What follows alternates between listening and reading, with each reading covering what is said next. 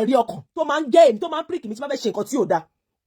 So on ló máa mú mi ṣe nǹkan tó yẹ pé tí n bá ṣe màá ní àná tí n bá ṣe even comment gan ìgbà mi wà comment yẹn á tún delete ẹ̀ padà because o lẹ́ẹ̀rí ọkàn tó máa sọ fún ẹ pé kéèyàn kan ó accuse wọn náà pé àṣebí wọn náà ń ṣe on ló máa mú èmi tí mi kì í ṣe àwọn nǹkan kan especially àwọn nǹkan tó ṣe lórí Facebook so Bukky lánàá ó ṣe show ó ní òun ò kí ń gang fight I don't like it màá wá wò pé ẹ máa gbà wá kẹ kí ló fa ìjà òun àti Lizzy tó jẹ́ pé Lizzy fi ń gbé ọ̀tá ọmọ ẹ̀ tí Lizzy gbé àwọn ọmọ ìkọ́ mi ò ní láti máa play show nǹkan tó ṣẹlẹ̀ mo believe pé àwọn tó witness àwọn tó mọ̀ wọ́n mọ̀ nǹkan tí mo sọ nígbà tí Lizzy àti Bukky jese you know Bukky was supporting Lizzy then wọ́n jà Lizzy included Bukky's son àti àwọn ọmọ kan nígbà yẹn ó gbọ́ pé òun lu ṣẹ́rẹ́ sí wọn kí ló fà á gbà yẹn so now kí ló wá ṣẹlẹ̀ ṣé nǹkan tí Lizzy wá ṣe nǹkan tí Bukky ṣe ṣé kò ṣe gang fighting yẹn because you are supporting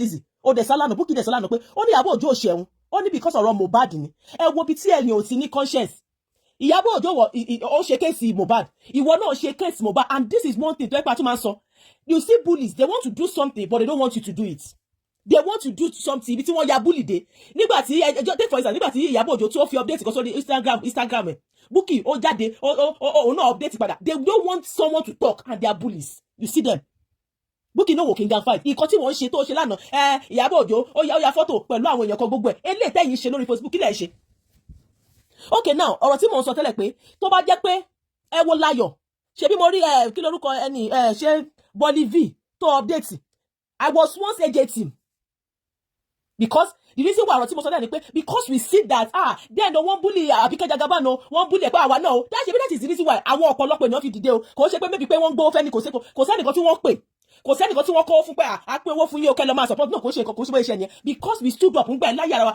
just like the way I'm talking now that I don't know Iyabo Ojo I don't know anybody I don't have to know anybody before you stand up when you see because àwọn náà ti wà lórí Facebook nísìn you don't have to know anybody before you stand up for them tó bá jẹ́ pé tòótọ́ because èmi tí mo ṣe jẹ́yàn ká pé Iyabo Ojo ló ń ṣe bí Lizzy ṣe ń ṣe ni I cannot even maybe pé mo èèyàn want to support tó bá rí yàn tó bá rí pé tí a dẹ̀ mọ̀ we knew àmọ́ genesis ọ̀rọ̀ tó ṣẹlẹ̀ yìí ẹ kàn máa tọ́ra ẹ máa manipulate ni Láyọ̀ tó sọ pé òun jó pé nìsí pé you are AJ team you are supporting you are going for the àwọn ó lọ fún Láyọ̀ máa on blog ọmọ Iyabo Ojo Láyọ̀ á blog Priscilla á tún blog your coin and you are saying you are cyber no bully we are against cyber no bully wàá rí comment the likes of gbogbo wọn straight from there gbogbo wàá rí wọn I know mọ̀ pé wọ́n máa jáde fún mi wàá rí wọn àwọn alámájáde wọn bá sọ pé we are against cyber no bully cyber no what if the baby is in love for Iyabo Ojo I say okay maybe you know you are because that is your own opinion that is your own side tó bá sọ̀rọ̀ ní ìsìwá bí wọn níbo ẹni tó ṣe ẹni tó bully ọmọ Ojo ní Lizzy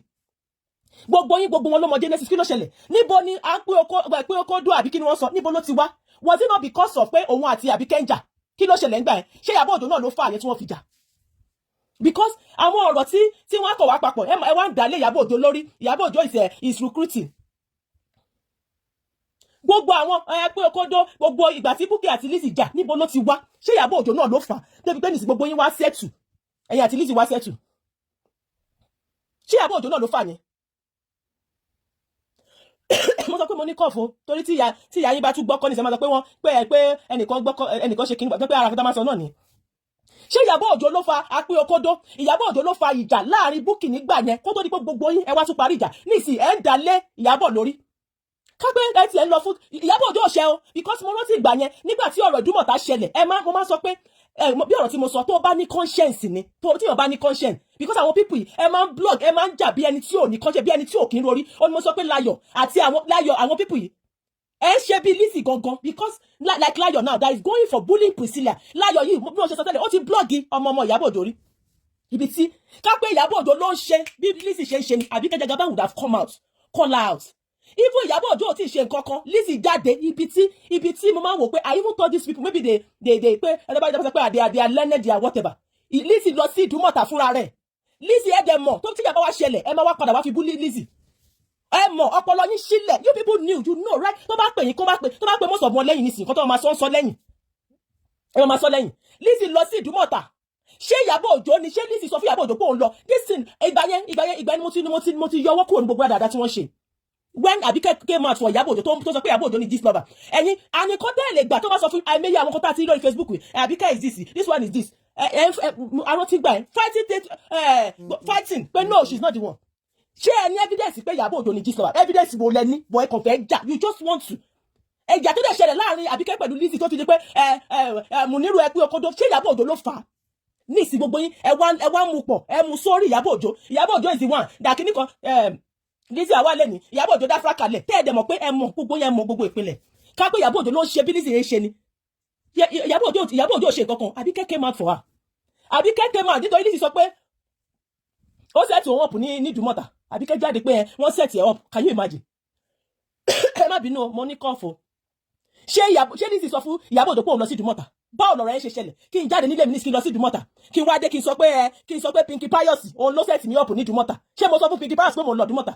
Ṣé mo sọ fún Pinky Pius ibi tí mo fẹ́ lọ kọ́ sí mo fẹ́ lọ ṣe? Ṣó make sense? Ṣé Iyabo Ojo àti Lizzy jọ ń gbé ilé? Títí dì sí ibi tẹ́ wà tó pa àwọn wà lẹ́ àwọn tí tó pa àwọn wà lẹ́nẹ̀dì. Ẹ ta ko Iyabo Ojo pé Iyabo Ojo ló set all because of even though you want to do something, you want to do like pé kinní kan. On that if you watch me pé o lè Ìdúmọ̀tà mo mọ̀ I will not say pé o lè Ìdúmọ̀tà, but I know she did fake transfer. Because I will not say what I don't know. But the fake transfer yẹn, mo mọ̀ pé fake transfer ló ṣe. Mi bá wọn sọ pé OG gold. Because nobody even say Lizzy G gold. Ẹ jẹ́ ká máa ṣe bí ẹni tó ní ọkàn. Lion now is going for Priscilla lọ. Tí ó bá jẹ́ pé maybe Lion is under a disguise. Tí ó ṣe pé bóyá AJ team ni o. Bóyá Lion go under a disguise ló fi bully Priscilla àti ọmọ ẹ̀ ni. A jẹ́ pé bóyá pé àti ó bá jẹ́ pé team yẹn ni. Tí ó bá jẹ́ bẹ́ẹ̀ ni. What has kí ni àwọn couple yẹn àti ọmọ yẹn ṣe fún Lion tó jẹ́ pé, and let me tell you something. And I've been saying it. Even while this Facebook, when I was supporting AJ team, mo máa sọ kíní kan. Show it over Lion lórí ọmọ. Tó bá and it's even showing. It's showing. You can see it in these people. Tó bá Lion lórí ọmọ, wo wàá tara fún ọmọ lọ́mọ tó bá rí pé ṣoríire. I say it anywhere and I will repeat it a million times. Tó bá Lion lórí ọmọ tí ọmọ ẹ ò dùn ẹ́ nínú, tó bá rí ọmọ kankan ara máa ta ẹ̀sìn ni. Ask me, show me a mother that is bullying a young girl, bullying a baby, and I will tell you that person don't have the joy on her children. Show me a mother, a grandmother, a mother tó ní ọmọ tó bá ń bully irú Priscilla yẹn tó ń bully ọmọ ẹ̀. I will tell that mother pé láyọ̀ ọmọ ẹ̀ tó gbé sílé wọn ò dùn ẹ́ nínú kò sí nǹkan tó, there's nothing coming at all. Láyọ̀ lórí àwọn èso ẹ̀ ó ló ṣe ń tara. And I will tell that person again tó wà lọ́ndà Láyọ̀ yẹn. Mo fẹ́ ìgbà tí body v tó sọ pé bóyá Bukky Jesse ni mo wá wò pé yeah bóyá ni. But whoever tó bá wù kó jẹ́ since that person, because ẹni náà sọ pé I am a particular team, AJ team. Show me any mother tó bá rí lè rí mi ní dike mi kí you will never see me ní rí mi lájẹ sábàdà, because ayọ̀ mi kún lórí àwọn èso mi, ayọ̀ mi kún lórí àwọn ọmọ mi, inú mi ń dùn tí n bá rí wọn because they are source of joy. Show me that mother and that is why you see them. Tó bá jẹ́ pé okay now tó ẹ sọ kí ni Iyabo Ojo gogo tiẹ̀ wá ṣe gbogbo ọ̀rọ̀ tí Lizzy ti ń sọ nísìn, àfi tó bá jẹ́ pé ẹni náà mọ̀ and you can even see pé mọ̀ ẹ fìyà jẹ Lizzy ni ẹ̀yin gangan you are stressing her up, you are making her life miserable. ẹ mọ̀ nǹkan tẹ́ ẹ fi ṣe tí ó bá jẹ́ bẹ́ẹ̀ ni. Tell me what Lizzy is saying. Tell me what Lizzy is saying. Show make it sense. Lizzy sọ pé òun win the case and the same Lizzy náà ojoojúmọ́ láti máa sunkún. And you people, you still you be going. If you go for Iyabo Ojo, I think you can. You always say okay, you are going for Iyabo Ojo. Kí lọmọ ẹ tún ṣe fún yín? Kí lọmọ ẹ ṣe fún yín? Kí lọmọ ọmọ ẹ ṣe fún yín? Bá yẹ pé sọ pé you are a blogger. If anybody now, tó bá bẹ sọ pé òun lọ fún ọmọ Bukky Jesse, àbí sọ pé gbé ọmọ Àbíkẹ́ Jagaban, wọ́n bẹ̀ sí blog wọn. And that is what I'm against. Tó bá ṣe tó bá gbé àjọ lálẹ̀, tí wọ́n gbé tì mí lẹ́yìn, àbí wọ́n gbé mi lékè, àbí wọ́n kó àwọn ọmọ yín tí wọ́n bá ṣe the same thing, and the way you are doing to them. I know you will come out and say kini, because I've once stood for these children. Nígbà tí wọ́n sọ pé wọ́n sọ this is àwọn nǹkan tó ká èmi náà lára ń gbà ẹni pé no Emma, you don't go for children, you don't go for, if you think that okay the mother because of Facebook whatever, go for the mother, do whatever you do. Ìyá wọn tún ṣe yín o, but because of our náà Lizzy ò ṣe mí, but nǹkan tí Lizzy ń ṣe ṣó dáa. Ṣé bí Lizzy ṣe ń ṣe kí ni Lizzy rí sọ ẹ sọ pé ó gbéyàwó ẹ̀ wá, ṣé Iyabo Ojo ló gbéyàwó ẹ̀ wá? Ṣé ẹ mọ̀ bí gbogbo ọ̀rọ̀ yẹn ṣe ṣẹlẹ̀ ní? Ṣé bẹ́ẹ̀ mọ̀, gbogbo yín mọ̀ náà, ẹ mọ̀ aláṣọ àdúrà ló bẹ̀rẹ̀ kéèsì yẹn, gbogbo yín dẹ̀ mọ̀. And ibi tí Ọlọ́run wá fi jù yín lọ ni pé gbogbo èpè tí Lizzy máa ṣẹ́ ó ní ta ló fẹ́ lọ. Ṣèbí Lizzy náà máa sọ ó ní ẹni tó gbé ọ̀rọ̀ wá sórí Facebook. Sorry o, ó ní ẹni tó gbé ọ̀rọ̀ wá sórí Facebook. Ẹ mọ̀ pé aláṣọ àdúrà ló bẹ̀rẹ̀ kéèsì, ẹ mọ̀. You keep on blogging for Lizzy, blogging. You tó wá dúró lórí Iyabo Ojo, ẹ gbé ọmọ ẹ, everything Láyọ̀ máa lọ, ọmọ máa gbé Priscilla ní ọmọ máa gbé ni. Because tó bá bí Láyọ̀ yẹn, Láyọ̀ kò láyọ̀, wá ti mọ̀ pé kò láyọ̀ lórí ọmọ. Láyọ̀ ní ayọ̀. That is why you will see her blogging, going for Kosi. Every day tó bá jí báyìí, and you will see tó bá yá, and the likes of them. And we are a professional my foot. Tí bí Lizzy ṣe láti jọ kí ni Lizzy rí sọ, kí ló rí sọ. ṣé ọ̀rọ̀ Lizzy gangan ṣé ojú òtí ẹ̀yin tẹ́ pẹ́ blog fún ẹ̀yin tẹ́ support ẹ̀ ṣé bí èèyàn normal bẹ́ẹ̀ ti ṣe ní Lizzy ṣe tí ọ̀dẹ̀ ẹ̀yàn you are saying pé okay you identify with Lizzy ṣé ọ̀rọ̀ tí Lizzy sọ tó bá rí ajá Ìyábọ̀ ni ṣé ó fọ́nì ni kò fọ́nì náà kò fọ́nì àbí lójú ẹ̀rọ bó ń cruise ni kò fọ́nì láti 2016 láti kìnnìkan láti 20 years ago ni Ìyábọ̀ Òjó fi wá fún ṣé ẹ̀ ń gbàgbọ́ ni àbí ẹjọ́ ń cruise papọ̀ ni because ṣé 20 years ago ṣé Ìyábọ̀ Òjó ò ní nǹkan fi life ẹ̀ ṣe Lizzy who is Lizzy kí ni Lizzy kí ni nǹkan whoever that sees Lizzy torí Ìyábọ̀ Òjó you don't even have to nobody have to tell you that this person they are different different entire person ni wọ́n papọ̀ nobody have to tell you pé this person is sick and the other one is normal. You don't even need a medical report to tell me that this person is sick and the other person is normal. 20 years ago, Ìyábọ̀ ti ṣẹ̀mí ni láti 20 years ago. Gbígbé kí ló ṣe fún pàtó Lizzy títí di sìn kò rí ọ̀rọ̀ sọ. Ẹjọ́ yìí náà ni ẹjọ́ yìí. The same thing nígbà tí ọ̀rọ̀ Tóyìn Àyìnmákù fi ṣẹlẹ̀. Bí Lizzy ṣe rojọ́ títí nìyẹn. Àfìgbà tí wọ́n gba Tóyìn lẹ́nu Lizzy. Oni Tóyìn ẹni Lizzy fi Tóyìn lẹ̀. Ó wá rí ọ̀rọ̀. Kí ló ṣẹlẹ̀ láàrin Ìyábọ̀ Òjó àti Lizzy? Fọlá Ìyábọ̀ Òjó lọ àwa àmọ́ ẹ̀yin náà dẹ̀ mọ̀ but you people are just being wicked. On mo fi sọ pé ẹni tó wà London tó jẹ́ láyọ̀ yẹn you don't maybe I should take it back you don't need to you don't blog lájọ̀ you intentionally doing that ni ó ń fìyà jẹ Lizzy ni because Lizzy kí ni Lizzy rí sọ kí ló ń sọ Lizzy lánàá àbídọ́ ọlọ́jáde ó lóun win ní case nígbà tí Lizzy ó gbé case whatever yẹn jáde tí blog yẹn gbé jáde kí ló wà nínú case nìyẹn ọ̀tọ̀ lẹni tó gbé Lizzy lọ sí court ọ̀tọ̀ lẹni tó ń pariwo ṣé ẹ̀yin tẹ́ ń support Lizzy ṣojú òtì yín ni are you people not ashamed of yourself ṣé ẹ fi ìyà jẹ Lizzy ni ẹlẹ ẹbùkì wá sọ lánàá pé Ìyábọ̀ Òjó kò ní thick skin nínú Ìyábọ̀ Òjó àti Lizzy ta ni ò ní thick skin ta ló hàn pé ìyá pé àsìn gbogbo nǹkan tó ṣe ìṣóyìn ó ń ṣò lára ẹ kàn ń lọ you people wà ẹ máa ẹ sásí bẹ́ẹ̀ láyọ̀ wà bẹ́ẹ̀ you are blogging ẹ ń blog yẹ you identify that you are agent team you are a supporter now the people you are identifying with kí ni Ìyábọ̀ Òjó ṣe ṣóṣe àbíkẹ́ni ṣé Ìyábọ̀ Òjó ṣóṣe àbíkẹ́ni ṣóṣe ìkọ̀kọ̀ fún ni because you are identifying with her ṣóṣe you are saying you are pé you are blogging pé ṣebí Anamáyọ̀wá ṣèbọn ń wá fún Lizzy ara nǹkan tí mo fi sọ pé Láyọ̀ àti Lizzy wọ́n yàtọ̀ síra ìsoríkodò ọ̀nà ṣe máa ń sọ̀rọ̀ ọ̀nà ṣe máa ń hùwà they talk upside down tí ayé bá sọ Láyọ̀ àti Lizzy a máa sọ o because ṣé Láyọ̀ ṣé Anamáyọ̀wá àti Lizzy ṣé wọn ò ní nǹkan kan pọ̀ ni ṣebí Anamáyọ̀wá was supporting Lizzy òun ló jẹ́ vice president ìjà ṣẹlẹ̀ láàrin wọn wọ́n dẹ̀bẹ̀ sí ń jà so kí ló kọ Anamáyọ̀wá pẹ̀lú Ìyábọ̀ Òjó ó sọ pé ṣebí Anamáyọ̀wá ń sọ̀rọ̀ ṣé Anamáyọ̀wá ń sọ̀rọ̀ ṣé òun àti Ìyábọ̀ Òjó ní nǹkan kan ni ṣebí why Anamáyọ̀wá was supporting Lizzy ojú yín fọ́ ṣebí ẹ rí you people you were there you saw it but because ẹ ní empathy ẹ ní conscience ẹ láyọ̀ lórí ọmọ your children they should check you tell when you are not happy when something is going wrong and you are not happy definitely you want to pour your anger lórí àwọn ọmọ ọlọ́mọ náà àwọn ọdẹ kan ló kó bá yín ọmọ yẹn kan ló kó bá yín òun kan ló kó bá yín I'm telling you òun kan ló kó bá yín if something is wrong go and sort it out with God lórí àwọn ọmọ yín you don't have to pour the anger lórí ọmọ ọlọ́mọ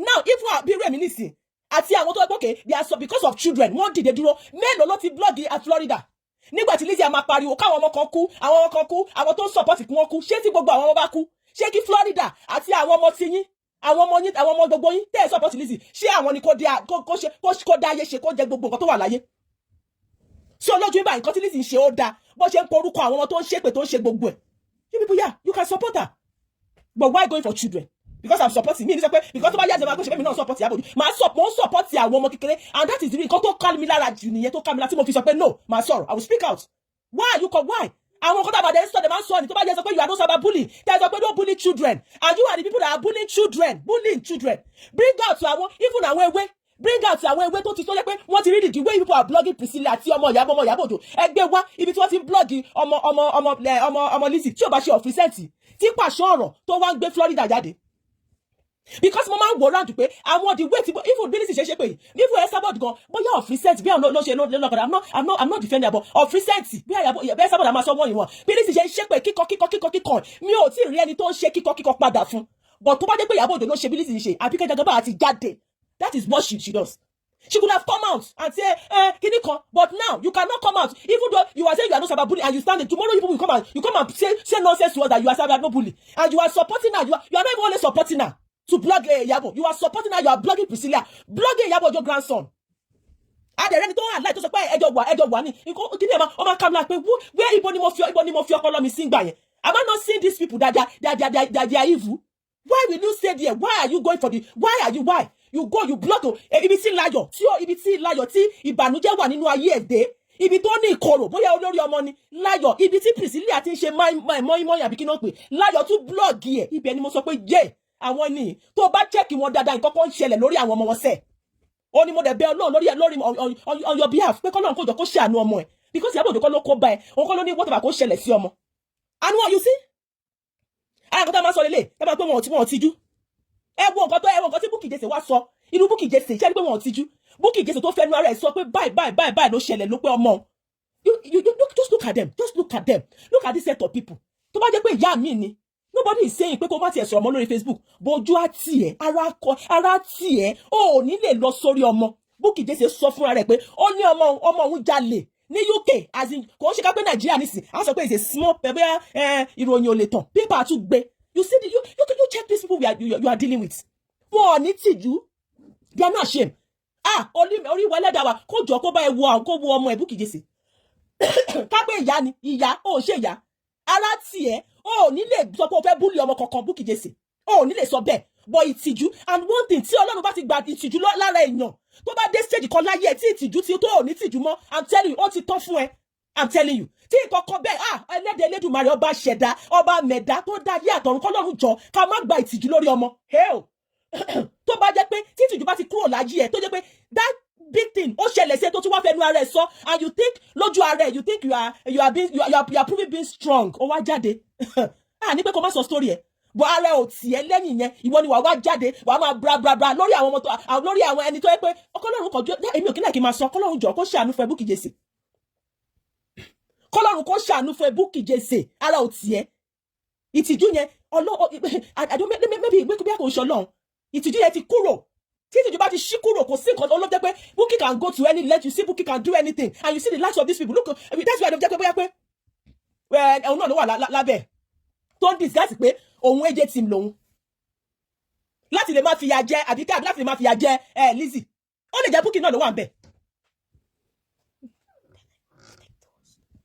Tell your sister ó lè jẹ́ òun náà ni tí ìtìjú bá ti kúrò tó bá ti kúrò lára ẹ̀ ọmọ ìyá òbí Ọlọ́run ní jẹ́ kí irú ẹ̀ ṣẹlẹ̀ sí wa o ẹlòmíì á lọ gbójú kamọ́ sínú ẹrú ni you go hide your face in ashes kọ́lọ́run kó jọ kó bá àmọ́ nobody Ọlọ́run nìkan ló bá yọ̀ tọ́ ọmọ but that thing kó ṣẹlẹ̀ Bukky ó ṣe ẹni tó yẹ kó máa lanu ẹ̀ kó máa búlì ọmọ you failed in that area and it's only God that can help you failed lódìdí ìlú òyìnbó ìwọ ló ti and that is why pé mo fi gbà pé ó lè jẹ́ ìwọ náà ló wà lọ́ndà Láyọ̀ because a bitter soul ló wà lọ́ndà bẹ́ẹ̀ ẹni tó wà lọ́ndà Láyọ̀ kò ń ṣe ẹni tó ní ayọ̀ rárá kò sí ayọ̀ kankan and I'm telling you just like me now you see me once in a while and a typical person where you are engaged you are doing things you don't have to be bitter even the way with Lizzy the only problem I have with Lizzy I do tell people causing children the rest èmi rí bí ẹni tó yẹ pé Lizzy is sick Lizzy ó yẹ kí bí ọ̀rọ̀ tí a máa wá sọ ó yẹ kí wọ́n gba fóònù lọ́wọ́ Lizzy ni 3 months kí wọ́n gba fóònù ẹ̀ kí wọ́n fún lábẹ́rẹ́ kó sùn Lizzy àwọn tó dẹ̀ support ẹ̀ ìkàlẹ̀ dẹ̀ ń ṣe fún ìkà ó lẹ̀ ń ṣe fún kó gba fóònù lọ́wọ́ Lizzy kó sùn fún 3 months she need brain relaxation brain yẹn ó need kó relax that is why you see brain Lizzy kò function that's why you see she say brain yẹn gbóná ó ń jápọ̀ ó ń sọ ọ̀sọ̀kúsọ a bitter soul you will see them and do you know something ìgbà mi ẹ̀ máa rí Bukky mo rí lẹ́nìí mo rí nfa èmi máa ní kíni mo ní empathy wà á tún rí Bukky a máa jó wà á wá sí wà á rí máa wò pé máa wá rí pé èèyà wo Bukky it shows in Bukky physique lójú ẹ̀ when you see Bukky that you don't have to even you will see that she's a natural when you see Bukky lójú wà á mọ̀ pé she's bitter even her smile ẹni tó bá jẹ́ tó pé ó jẹ́ yes of tòótọ́ ni pé maybe you don't have to you pé kò bá ojú gan bá ẹ̀rín gan wà á mẹ́ni tó bitter now yes you see look at Lizzy if tó bá rẹ́rìn àwọn ẹ̀rín tó jẹ́ pé wà á mọ̀ pé ó kàn ó bitter and when you see Bukky when Bukky ẹ̀wọ̀n tó bá ń jó tó bá show picture tó bá ń jó wà á mọ̀ pé she's not happy something is wrong and it's a pity pé wà á máa rí àwọn náà máa ṣe pé kíní ẹ máa go fún ẹ máa bully ọmọ tẹ́ ẹ mọ̀ lójú ẹ̀mí yín tẹ́ ẹ dẹ̀ rí because of ìkorò because of inú yín títí yín tí Ọlọ́run lè bá yín tún ṣe tẹ́ ẹ̀rọ bó ti bàjẹ́ you people can see she's right dating there is joy in her Ọlọ́run fún láyọ̀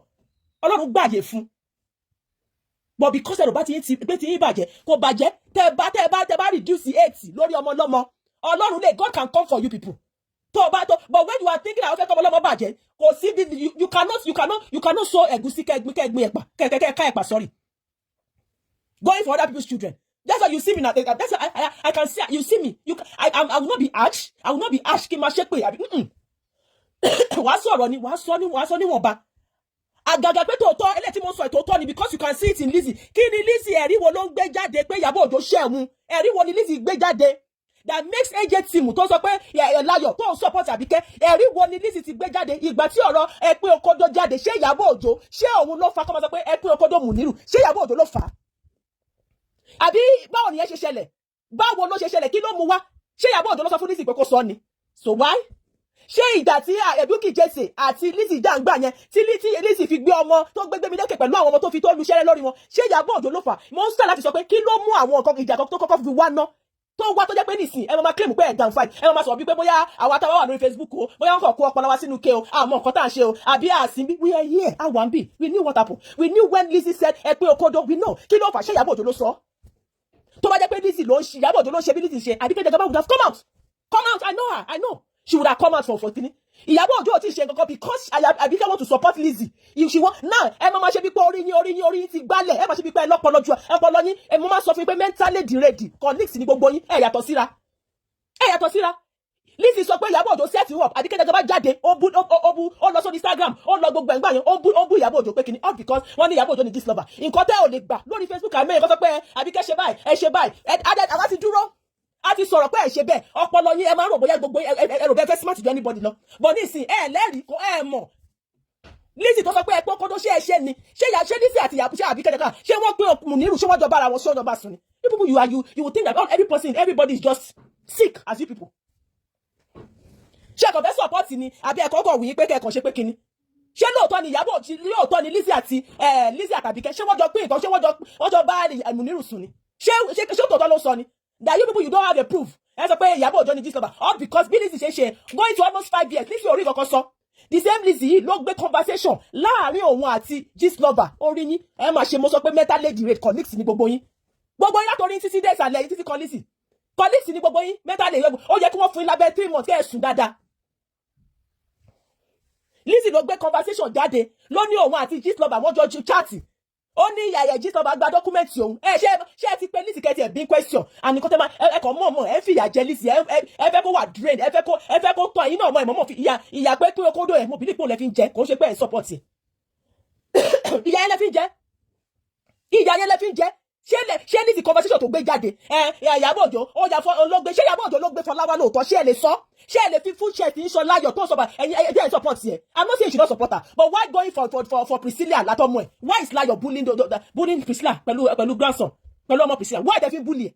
Ṣé ẹ lè gbà? Ṣé wọ́n lè gbé Anjola gbé tì mí lẹ́yìn kí wọ́n gbé mi lékè? Ṣé wọ́n lè ṣe bẹ́ẹ̀ kí ojú wa yìí tá a ti support Anjola, tá a ti ní kó má bú Anjola, tá a ti ní kó má bú tì mí lẹ́yìn? Ṣé ojú wa yìí lè gbà á ká máa ṣí ẹ̀ àbí ká máa jí àwọn up pé continue dealing with Anjola, continue dealing with tì mí lẹ́yìn and continue dealing with gbémi lékè? Ṣé àjẹ́ mo lè sọ? I will not be able to say it because I've once stood lórí Facebook we know many allegations tó fi kọ àwọn ọmọ kékèké that we say no àwọn ọmọ yẹn ò lè ṣe. The likes of ẹ̀yin aláìlójú tí àgbàlagbà tẹ́ ẹ̀kọ́ kóra yín tẹ́ ẹ̀dẹ̀ ń claim pé ẹ wà lẹ́nẹ̀dì ẹ mú Priscilla Láyọ̀ mú Priscilla ibi tí Priscilla ti ṣe mọ́ínmọ́ín ibi tí Láyọ̀ bítàdé ó dẹ̀ gbé Priscilla ó dẹ̀ tún lọ crop ó tún bílẹ̀ sọ fún mi show me tell me that Láyọ̀ pé she's a mother tell me that Láyọ̀ àti gbogbo ẹ̀yin tẹ́ jẹ́ pé tẹ́ wà lọ́ndà umbrella ẹ sọ pé bóyá ẹ Láyọ̀ lórí ọmọ eléyìí tàbá rògbà tiẹ̀ rí gan ẹ Láyọ̀ òun ló fi lè jẹ́ pé the likes of Àbíkẹ́ will keep quiet and she be even though maybe I say okay someone tell me Àbíkẹ́ is not aware she's aware she knows.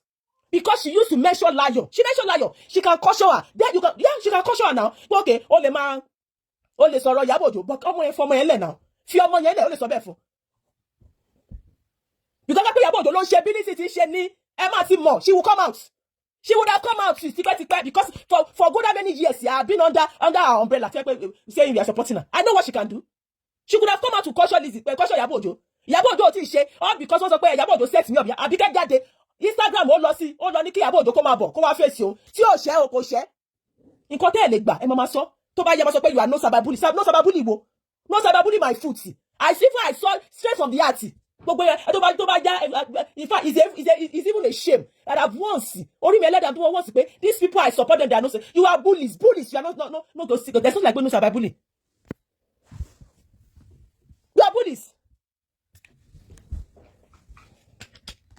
ṣe bá rí comment straight from the Atlanta nígbà tí mo rí comment straight from the Atlanta náà ìgbà tí Láyọ̀ tó tún lọ crop ibi tí mo sọ pé Láyọ̀ nǹkan tó ba Láyọ̀ ó ju ọgbọ́n orí ẹ̀ lọ ó lọ gbé ibi tí Priscilla mo rí kí lórúkọ rẹ̀ pé Bolivie gbé ibi tí Priscilla ó ti recreate sorry Tupac yẹn pẹ̀lú picture lánàá Iyabo Láyọ̀ tún lọ gbé straight from there to comment síbẹ̀ mo rí gbogbo tó ń lo kíni mo rí tí gbogbo wọn tó ń bú bẹ̀ tó ń bú ọ pé kíní kan kíní you will see àtọ́báyá wọ́n máa sọ ẹ sọ pé ẹ̀ ń jà you are not sabab you people you are bullies even Esabod ò ṣe bẹ́ẹ̀ kápẹ́ Esabod àti ẹ̀ ti jáde pé ọmọ Láyọ̀ even though Esabod want to disguise even though Esabod want to do as if pé bóyá Esabod lè mọ̀ o I'm not saying I'm not Esabod lè mọ̀ but she will just come out and stylishly disclaim that person because tó bá ti rí pé wọ́n ń pariwo ẹ máa jókòó síbẹ̀ tó bá jáde máa sọ pé abiyamọ ọjà abiyamọ òṣì abiyamọ ọjà ní gbogbo yín ẹ lọ fún Priscilla ẹ máa kọ́mẹ̀ntì ẹ̀yẹ láà lójú tì tó bá yá ẹ wá sọ fún mi pé show me now ṣe Láyọ̀ lórí ọmọ ni because where are you going what do you want to say people are going for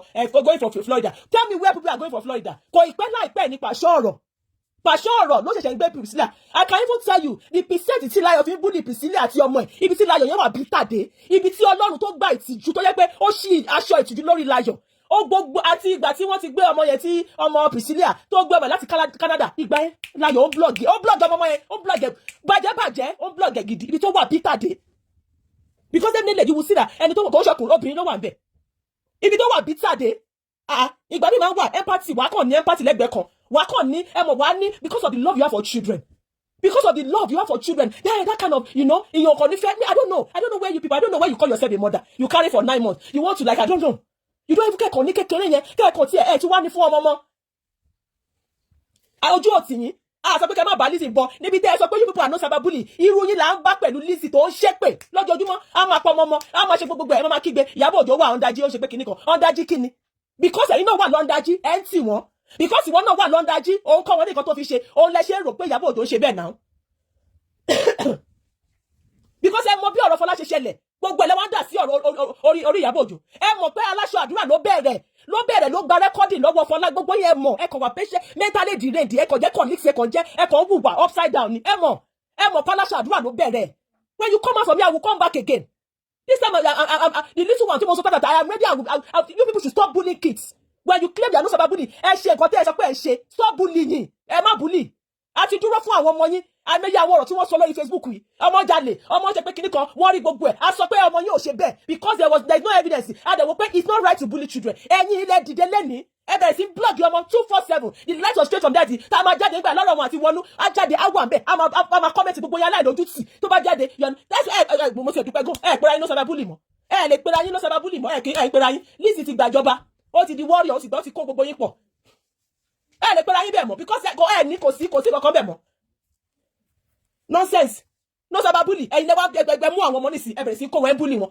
àwọn wàá rí àwọn àgbàyà ẹ bẹ pẹ̀lú ọ̀rọ̀ àfàṣà àbí àti máa sọ Yorùbá yẹn wọ́n máa sọ̀rọ̀ ọmọ yẹn tó bá yẹ máa jáde máa sọ pé kíní ẹ ti lost value yìí now you people you are not igbe lẹ́kàn ké igbe òṣì lẹ́kàn ké lórí Facebook nísì ẹ lost value you people are nothing tẹ́ ní kò sí value integrity yẹn ti lost ẹ kò sí nǹkan you people are just you are bunch of bullies kí ni Lizzy rí sọ kí ló rí sọ ẹ ṣaṣọ àdúrà ló bẹ̀rẹ̀ gbogbo wa la mọ̀ Genesis ọ̀rọ̀ tó ṣẹlẹ̀ tí ọ̀rọ̀ Ìyábọ̀ Òjó ò tiẹ̀ tí mọ̀ kankan nípa ọ̀rọ̀ Fọlá ńgbà yẹn Canada lọ́rọ̀ ti ṣẹlẹ̀ Ìyábọ̀ Òjó don't even have intention of going this far with Fọlá because I saw it was just a kind of she was just making a mimic ńgbà yẹn tó fi ṣeré bí Lizzy ṣe mú nìyẹn because Lizzy ti ní ó ti ní nínú bó ṣe Ìyábọ̀ Òjó nìyẹn ìgbà yẹn Lizzy ò tí dárúkọ ó ń pe ṣẹpẹtẹrì ó ń pe ọmọ gbogbo ẹ̀ ńgbà yẹn òun ló wá mú Ìyábọ̀ Òjó ló wá fi dúró gangan pókè ṣebí ó bú mi ni ó bú àwọn ọmọ ni òun wá support Fọlá bí ọ̀rọ̀ Fọlá ṣe wo ọ̀rọ̀ Ìyábọ̀ Òjó nìyẹn gbogbo wa la mọ̀ kò ẹ mọ̀ pé Ìyábọ̀ Òjó wà involve rárá igbe òṣì irọ́ because ẹ̀yin náà ẹ kúkú yàtọ̀ síra 2016 20 years ṣé Ìyábọ̀ Òjó ní life ní 20 years ago ni kí who is Lizzy kí ló wà láyé Lizzy Ìyábọ̀ Òjó tó ló fẹ́ gba paradise òun ó fẹ́ gba continent paradise ó fẹ́ gba California òun ó fẹ́ gba ọ̀rọ̀ jágajàga ọ̀rọ̀ tí ò ní mí ọ̀rọ̀ tí ò tó bá tò sí kó àkúkú máa mọ̀ kí ọmọ ní Ìyábọ̀ Òjó fẹ́ gba document òun ó fẹ́ gba paradise òun 20 years ago so Ìyábọ̀ Òjó don't have like 20 years ago Ìyábọ̀ Òjó Lizzy who is Lizzy now who is she she's not attractive who is she ṣé gbogbo yẹrẹ because she's exposed ọlọ́ra fi ń ta she's exposed gbogbo àwọn sàkámàdé tó fi ń kàjú àwọn èèyàn gbogbo àṣírí ẹ̀tú òun ló ṣe Lizzy ò lè kúrò kò lè dákẹ́ because she's ó mọ̀ pé tóun bá dákẹ́ it don't finish kí ni Lizzy rí sọ for the past how many years Lizzy sọ ẹ sọ tòótọ́ ẹ jẹ́ ká sọ tòótọ́ kí ni Lizzy ti rí sọ sorry ọ̀rọ̀ Alábìkẹ́ ní ọ̀rọ̀ Alábìkẹ́ tó ṣe bọ́ Alábìkẹ́ ṣé ọ̀rọ̀ tí máa ṣẹlẹ̀ láàrin gbogbo ẹ̀ kan dá sórí Ìyábọ̀ Òjó ni àní nǹkan tí mo fẹ́ bi Lizzy ni pé Lizzy o tó bá ti ń ṣépè continental big bias continental paradise yẹmi o mọ Lizzy tó bá ti ń ṣépè tó bá ti sọ pé àdàbí kinní kan ó ṣe máa sọ pé àdàbí tó bá jẹ́ pé Ìyábọ̀ Òjó wá ṣe ẹ o bó ṣe máa ń sọ yẹn pé Ìyábọ̀ tó bá jẹ́ pé òṣè mi máa lọ ó ṣe sọ pé bẹ́ẹ̀ ni kí èpè yẹn kó padà sí orí ẹ̀ ó ṣe máa bá wa sọ bẹ́ẹ̀ bó o tiẹ̀ sọ bẹ́ẹ̀ ìwọ ló máa forí ara ẹ̀ gbé bó o tiẹ̀ sọ bẹ́ẹ̀ ìwọ ló máa forí ara ẹ̀ gbé àti àwọn tó ń support yẹ tó tọ́ dẹ̀ ni because wọ́n jẹ́ ń bẹ̀ because àwọn wọ́n á jẹ́ bẹ̀ wọ́n á kó ń bẹ̀ because àwọn support yẹ lórí nǹkan tí Òjó tọ́ àmọ́ bó ṣe ṣẹlẹ̀ ìwọ ló lẹ́sẹ̀ Esabod ìwọ lẹ́jọ́ ìwọ àti Esabod lóní kó lọ kó gbèjè so ẹlẹ́tọ́ tó ń fi Ìyábọ̀ Òjó tẹ̀ ṣe gbogbo ẹ̀ nísìn ìyẹn ni kò yé mi ìyẹn ni kò yé mi. As we have one on record, let's see the only piece of say. 2019 náà ni. Ọmọ pé Ìyábọ̀ ò ní life náà. Sorry. It's just barbaric. It's Toto. What they are shying away from. Ṣé ọ̀rọ̀ tí Lizzy sọ pé wọ́n jọ pé Muniru ṣé tòótọ́ ni because all this one because ọ̀rọ̀ tó ṣẹlẹ̀ kó tó di pé ọ̀rọ̀ àwọn wá parí ìjà tiwọn ẹ wá mú gbogbo ẹ wá ń dá sọ̀rọ̀ Ìyábọ̀ Òjó ọ̀rọ̀ Bukky Jesse àti Lizzy ìgbà tí wọ́n jà because ọ̀rẹ́ ni wọ́n tẹ́lẹ̀ wọ́n tún parí ìjà ẹ wá mú gbogbo ẹ wá mú sọ tó bá yẹ sọ pé gang fight kí ló dé tẹ́ fi ń bú Ìyábọ̀ Òjó tẹ́ ń blog àwọn ọmọ ẹ̀ gang fight okay àwọn àgbà and gang fight because ó ṣépè fún ọ̀tá àwọn ọmọ and that is the reason why bí èmi tí mo sọ pé no you can't do that gang fight kí lẹ wá ń ṣe yẹn irọ́ ti pọ̀ jùgbọ́ àwọn ọkọ̀ àgbòkò sí ni they always want to defend themselves tó bá ti jẹ́ pé tiwọn ni tó bá ti jẹ́ pé àwọn ọ̀rọ̀ yẹn kàn wọ́n wọ́n á defend ẹ̀ wọ́n á ní àwọn òṣè but tó bá jẹ́ pé láti fẹ́ sọ tẹlòmíì wọ́n á sọ wọ́n á mú ọ̀rọ̀ tí wọ́n fẹ́ fi wé lẹ́sẹ̀. Kí ni ọ̀rọ̀ aládùkẹ́ tó ṣẹlẹ̀ ọ̀fíìsẹ́ǹtì kí ló fi yàtọ̀ sí ọ̀rọ̀ kí ni ọ̀rọ̀ Fọlá aládùkẹ́ wọ́n record voice note yẹ ó ló sọ̀rọ̀ wọ́n rìkọ́dì ẹ̀ ó ní kí bàbá ọkọ bàbá Fẹ́mi ó ní kó máa ní stroke ó máa ṣe gbogbo ẹ̀ and Abika is defending her but ọ̀rọ̀ ti Fọlá ẹni kò ní right but aládùkẹ́ ní right láti gbọ́dọ̀ tiẹ̀ wá ni mo máa sọ pé when it's you people stop whatever that is what tó bá jẹ́ pé títí mo máa sọ pé ẹ ní conscience tí yóò bá ní conscience ìgbà míì bí èmi tí ọ̀rọ̀ ti bá mọ̀ pé bóyá bébí àbírú pàṣẹ ọ̀rọ̀ yìí á sọ pé Olúwa ló lè ṣe bí wọn náà ṣe báyìí máa dákẹ́ mi nífẹ̀ẹ́ sọ sí because o lè rí ọ̀rọ̀ láti lè fi sọ sí mi máa kúkú dákẹ́ sọ yìí even while I was even in DJT àwọn ọ̀rọ̀ mi wà máa sọ àwọn mi wà mí ní sọ máa dákẹ́ because conscience wà fún èmi ó wà I have because mo láwọn ọmọ and I'm afraid whatever when you don't have conscience you begin to do wàá máa ṣe jágajàga ni o ní empathy you just do anyhow aládùkẹ́ yẹn kí ló dé tẹ́ fi ṣe bí ọ̀rọ̀ ọkọ ẹ̀ ni ṣe bẹ́ẹ̀ gbé wá sórí Facebook ṣé Fọlá ò ní right láṣẹ Fọlá náà tó ṣe gbé ọ̀rọ̀ ti ọkọ wá sórí Facebook òun ò ní right ọkọ ni kìíní kan ni kò gbé òun ò ní right and tó bá ti jẹ́ pé tiyín ni ẹ̀yin máa right defend tactics wà ẹ máa defend ẹ̀ lọ ni ọgẹ́dẹ́ kan kìíní kan ajẹ́jẹ́jẹ́ máa kígbe ni but tó bá ti jẹ́ pé tẹlòmíì ẹ máa condemn kò ní right and that is the spirit of evil spirit of witchcraft tí ẹ jẹ́ pé you people want to dominate you want to do kí ló ṣẹlẹ̀ kí ló fọ ọ̀rọ̀ pé ọ̀rọ̀ that I left with him was because I was saying no to what Lizzy was doing. But you people came for me. Dominating spirit here. You want to dominate. You want to say no. But you people, you want to say witchcraft, evil. Oh no, shebe. You on a platter, flat skinny water. Be any conscience. You come for Fola. Ebu Fola nisi. Fola enu show enu kini kan. Okwe then you okwe. All because of Fola. O daruko pe Lizzy. Lo eni to fi ọkọ mu. Aláṣọ àdúrà ló dẹ̀ ní kó lọ gbé kéèsì wọn lẹ́ni nísìn Lizzy gbogbo yín ẹ ti dáríjì aláṣọ àdúrà kó máa lọ láìṣẹ̀ Ìyábọ̀ Òjó lẹ́mú lẹ́ ń blọ́ọ̀gì ẹ̀ pẹ̀lú àwọn ọmọ ẹ̀ Ìyábọ̀ Òjó òun dẹ̀ kọ́ ló gbé kéèsì wa ẹ dẹ̀ mọ̀ ara nǹkan tí mo sọ pé èpè tẹ́yìn fúnra yín máa pinnu ẹ̀ òun ló ń lọ lọ́ọ̀kan yẹn ẹ mọ̀ pé aláṣọ àdúrà tó mọ̀ ó mọ̀ èpè tó ó mọ̀ àwọn nǹkan tó máa bà àwọn aláṣọ àdúrà ó mọ̀ àti Bukky Jesse gbogbo yín mọ̀ ẹ mọ̀ nǹkan tó máa bà yín tó bá yẹ wọ́n sọ pé ó ní wise and why wise talking is Esabod is still talking. Was Esabod ṣé Esabod àti Lizzy wọn ṣe wọ́n jà tẹ́lẹ̀ ṣé Ìyábọ̀ Òjó ló fa ìjà Esabod àti Lizzy ibi tẹ́ tún ní witchcraft dé ibi tí ẹnì kà ojú yín lẹ ti mọ̀ ìgbà tí Lizzy lọ bá Esabod tó ń pè ní Grandma Florida ojú yín ẹ mọ̀ ẹ rí gbogbo ẹ̀ níbi tí Lizzy ibi tẹ́ ti mọ̀ pé Lizzy ó pa no in fact irú yẹn ṣẹlẹ̀ tó bá fẹ́ ní dáìsọ mo mọ̀ pé Ìyábọ̀ Òjó sọ pé okay ṣá ẹ filẹ̀ because ṣé ọ̀rọ̀ tí Lizzy ń sọ yẹn kí ló fẹ́ máa go back and forth pẹ̀lú Lizzy ṣé ọ̀rọ̀ tó sọ tí ò ní mí ni lójú wa amọ̀gbà tí Lizzy sọ pé Grandma Florida kí ló fa Grandma Florida was there no as a relationship between them there was a relationship and you people you knew but nígbà tí Ìyábọ̀ Òjó wá lọ tó wá jẹ́ pé wá ṣe ọ̀rẹ́ pẹ̀lú Esabod ẹni no way o Ìyábọ̀ Òjó why will she invite her to her daughter's wedding kí ló kàn yín is it your daughter's wedding that is spirit of witchcraft you want to Lizzy can do it You can do it, but Iyabo Ojo should not do it. No other people shall do it. Spirit of witchcraft. Iyabo Ojo jáde tó sọ fún pé nígbà tó rí Lizzy pẹ̀lú ẹ̀, but Lizzy lè ṣe ẹ dẹ̀ mọ̀. Ẹ mọ̀, ó ń pe Grandma Florida. Also, somebody support Lizzy. Oh yeah, somebody was coming for Toyin. Ayimakun gbà yẹn. Even go Abike go gbà yẹn, ó sọ̀rọ̀ lórí ẹ̀. I remember that time gbà yẹn. Abike talk on this issue of Toyin Ayimakun and Lizzy gbà yẹn. Kó tó di pé ayigba yẹn Abike was supporting Toyin stylishly and Muniru. Gbogbo ẹ̀ la mọ̀ now. Ó ní mo sọ pé ẹ̀yin tẹ́ máa pín inú ẹ̀ gangan ẹ pọ̀ now because ẹ mọ̀ nǹkan tí Lizzy ẹ mọ̀ pé nǹkan tó ṣe ò dáa. Ẹ mọ̀ pé gbogbo èpè bó ṣe ń tara ẹ mọ̀ pé lórí irọ́ ló ń pa. Take for instance, ó ní ọ̀rọ̀ kọ́ọ̀tì tó sọ pé òun lọ tó lóun win. Ìgbà tá a ka àwọn ọkọ ẹ̀ gbogbo àwọn nǹkan tó wà ńbẹ̀ àárí Iyabo Ojo ńbẹ̀ gbogbo tó máa sọ nǹkan Iyabo Ojo ló gbé òun lọ sí Ìlọrin gbogbo yín náà ẹ̀rẹ̀ bá gbé ó ní mo máa fi ń pè yín pé mental patient kan list níyín ikọ́ náà níyín tòótọ́ ẹ mọ̀ wọ́n bá rí wọn máa kọ́ pé because the reason why Iyabo Ojo cannot win the case is because they are seeing Fola with Iyabo Ojo ṣe ẹ gbádùn. So because the court will tell me that because Lizzy is fighting with someone I should not be seen with that person ẹ̀ dẹ̀ sọ pé wà learned. So because now, when tó bá rí èmi pẹ̀lú Fola nìsín, wọ́n ní mi court á sọ pé why are you seen with Fola? Show make sense. So that is why ní Lizzy ó fi win the case. Ẹ ń tọ́ ni now, ẹ wà lára àwọn tó ń fìyà jẹ. Ẹ mọ̀ bó ṣe ń lọ ẹ mọ̀ gbogbo ẹ̀. Ẹ mọ̀. Ẹ wá da gbogbo ẹ̀ nísìn, ẹ ń dà lórí Iyabo Ojo. Ẹ ń dà lórí ẹ̀. Alábìkẹ́ gbogbo wa la mọ̀ bó ṣe lọ, a mọ̀. Alábìkẹ́ was never, ẹ mọ̀, but you people just want to because tó bá jẹ́ pé Lizzy ìgbà tí Lizzy tó lọ tí Alábìkẹ́ lọ bá Lizzy lọ́fíìsì Alábìkẹ́ lè lọ bá Lizzy is the chairman of the gbogbo federation of Facebook and the overall world ó lè lọ bá but bẹ́ẹ̀ ṣe rí Iyabo Ojo pẹ̀lú Alábìkẹ́ and Iyabo Ojo you don't have ní right láti wà pẹ̀lú spirit of witchcraft spirit of dominating you because ìwà ìkà àwọn ìwà ó nìyẹn ìyẹn Lizzy can do it ẹ̀yin fúnra yín gan Abike went to Lagos she went to Lagos went to Lizzy's office. Why Lizzy was fighting Iyabo Ojo? Why Lizzy was fighting Iyabo Ojo? Abike went there. Zimama, a lọ sí Èkó. Olúṣọlá, ó lọ sí Èkó. Aláṣọ Àdúrà, ó lọ sí Èkó. Lizzy is the overall chairman of the Facebook Federation of the overall world. Anybody can be with her. But Iyabo Ojo and everybody others, nobody should be with them. Share ara pé witchcraft, evil on here. When you think that you can dominate, you can do it. You have the power to treat this case. You have the power to say this thing. But other person, witchcraft. And that is why something is wrong with your children. And that is why you call effing law constantly. Esoteri, ede kon ju ni.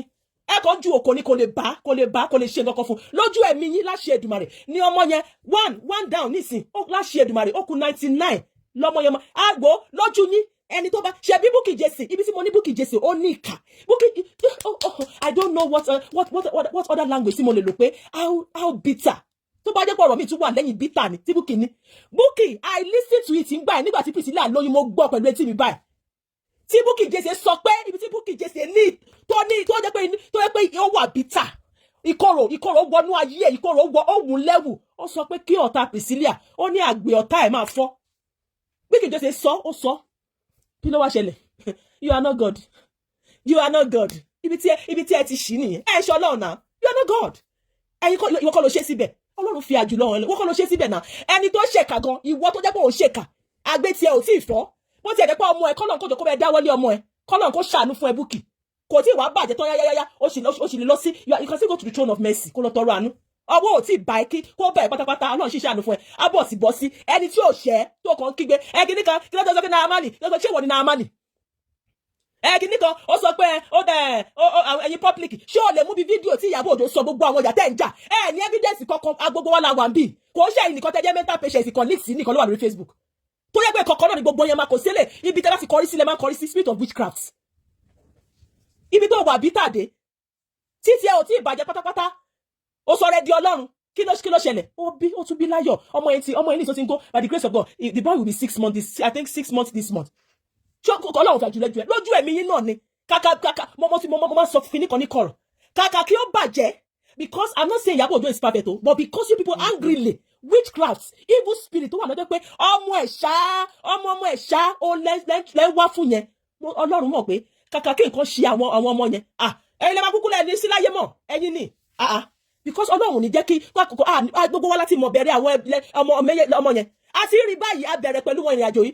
lágbára Ọlọ́run we will be here celebrating 20 years with them we will be here ọmọ yẹn àdìrú àdìgbà àwọn tí inú àdìrú àdìgbà tẹ́ bá gbà láyè tẹ́ bá ti fi èpè tẹ́ ń ṣẹ́ tẹ́ bá ti fi pa wọ́n because mi mọ bí abiamọ tá bá sọ pé kí àgbè kó fọ́ kí ni olóyún all because you are bitter ìyá ẹ̀kọ́ ó lè sọ lánàá bó kìí ṣe sọ lánàá ó ní ìyá òṣẹ́ ó ní Ìyábọ̀ Òjó ṣẹ́ because you are bitter ẹni tó ẹ̀yà náà má ní ṣé ó ní fídíò nígbà tí ṣé ó ní bẹ́ẹ̀ dàgbà ló sọ tàdé rí fídíò ni because bitterness kò yẹ kí wọ́n wà bitter bẹ́ẹ̀ náà kó dá tó ẹ̀ bá bí a sọ pé bí àtòrí pé ẹ̀ bí kankan pé ẹ ti wò bẹ́ẹ̀ pé tó bá bàjẹ́ ẹ̀yin òkùnkùn ní kankan bó tẹ̀ jẹ́ ọkàn ẹni ilé tó ní méjì ní ẹ wà bitter débi pé àbà kíkí ní sì máa sọ pé kọ́lọ́run jọ kọ́mọ kan kó kú mọ́ wá bí pé ṣé Florida ló fẹ́ jẹ gbogbo fún ẹ wọ́n fẹ́ ní kó jẹrẹ gbogbo ayé ni ṣé Florida àti Rotimi àti ọmọ Latifu ṣé àwọn ni kó wà láyé ni ṣé àwọn ni kó jẹ emperor kó jẹ chairman of gbogbo federation ṣé àwọn ni kó wà láyé nígbà tó bá ń bẹ Ọlọ́run kó pa iṣẹ́ ọwọ́ ẹ̀ sorry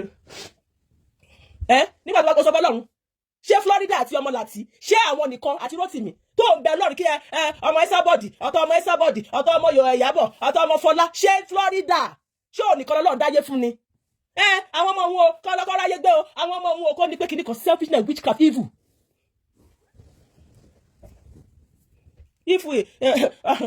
ìwọ tó fojoojúmọ́ tó tiẹ̀ wá ṣépè gan tó bá dé pé Ọlọ́run fi jù wá lọ tí ò ń ṣèyàn kápẹ́ èèyàn ni ó mọ̀ pé kápẹ́ èèyàn ni a ti kọ́kọ́ fi kíní a ti kọ́kọ́ sẹ́ǹdẹ̀ padà sí ilé gbogbo àwọn tó ń sọ̀pọ̀ tẹ̀ a ti kọ́kọ́ gbé pápá lórí gbogbo àwọn kan tó ń sọ yẹn kápẹ́ èèyàn ni all this while a ti fìbínú a ti mú kọ̀ọ̀kan ní gbogbo ilé yín tí wàá mọ̀ lára ṣùgbọ́n God is a merciful God ó ń bẹ fi síkúlà ni ó ń bẹ fi síkúlà ni ẹ máa jókòó síbẹ̀ nǹkan tó dùn mí nìyẹn nǹkan tó dùn mí nìyẹn kápẹ́ Lizzy kápẹ́ Àbíkẹ́ ló ń ṣe kápẹ́ Ìyábọ̀ Òjó ló ń ṣe nǹkan tí Lizzy ń ṣe ni Àbíkẹ́ máa ti jáde fún it's so shame ni that the likes of these people that I won't support when they say to me like £45 àbí Anjola ṣe báyìí tí mo dìde tí mo sunkún tí mo wà bí o ara gbóná gbogbo ẹ̀ àwọn ilé ní wọ́n blọ́ọ̀gì ọmọ kékeré ọmọ tí ò tí pé 6 months tó bá jẹ́ máa sọ ẹ kò sí nǹkan kan mọ́ we are not cyberbully we cyberbully my foot useless and shameless kẹ́ kó gbá òṣìwọlé kẹ́ gbẹ́nu yín dákẹ́ ẹgbà ń bẹ̀ wọ́n máa bully ọmọ kékèké tí ìyá ẹ̀ kò dẹ̀ ṣẹ̀yìn fọ̀rí kò ṣẹ̀yìn and even though you want to come for the mother you come for the mother you can do whatever for the mother it's not you someone is go under your umbrella saying going for kò sí nǹkan tí láyò kì í fi ọmọ yẹn ṣe àti ọmọ ibi tí ẹ̀ ní pàtì tí ìkà tó gbé yín wọ̀ burúkú and in fact I caused that day it's a shame even shame to me that I won't support I say I know these people. Thank God pé I've not called as in to come and pé kí wọ́n rí pé kìíní kan thank God mo wà lọ́ndà fake profile I would have even máa jẹ́ ẹ̀kọ́ tó máa bà mí lọ́kàn jẹ́ jù because you thought you were supporting people that are learning you were supporting people that have brain tó lọ́pọ̀lọ́ mọ̀ pé àwọn tó jẹ́ pé ìkà burúkú ni wọ́n. Whatever, I'm not saying you people were not fighting, you were not bullying each other then. But you said you are no, and you under your umbrella identifying with you, saying you are not cyberbully.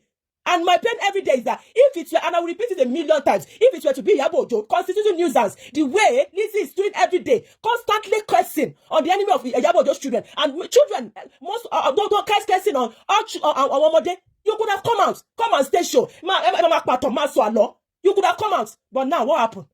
Okay, Lizzy had the right, Abi. Only right láti ṣe pé Abi. So where is the evidence? Where is video? Where is even video? Where gbogbo àwọn tẹ́ ń sọ?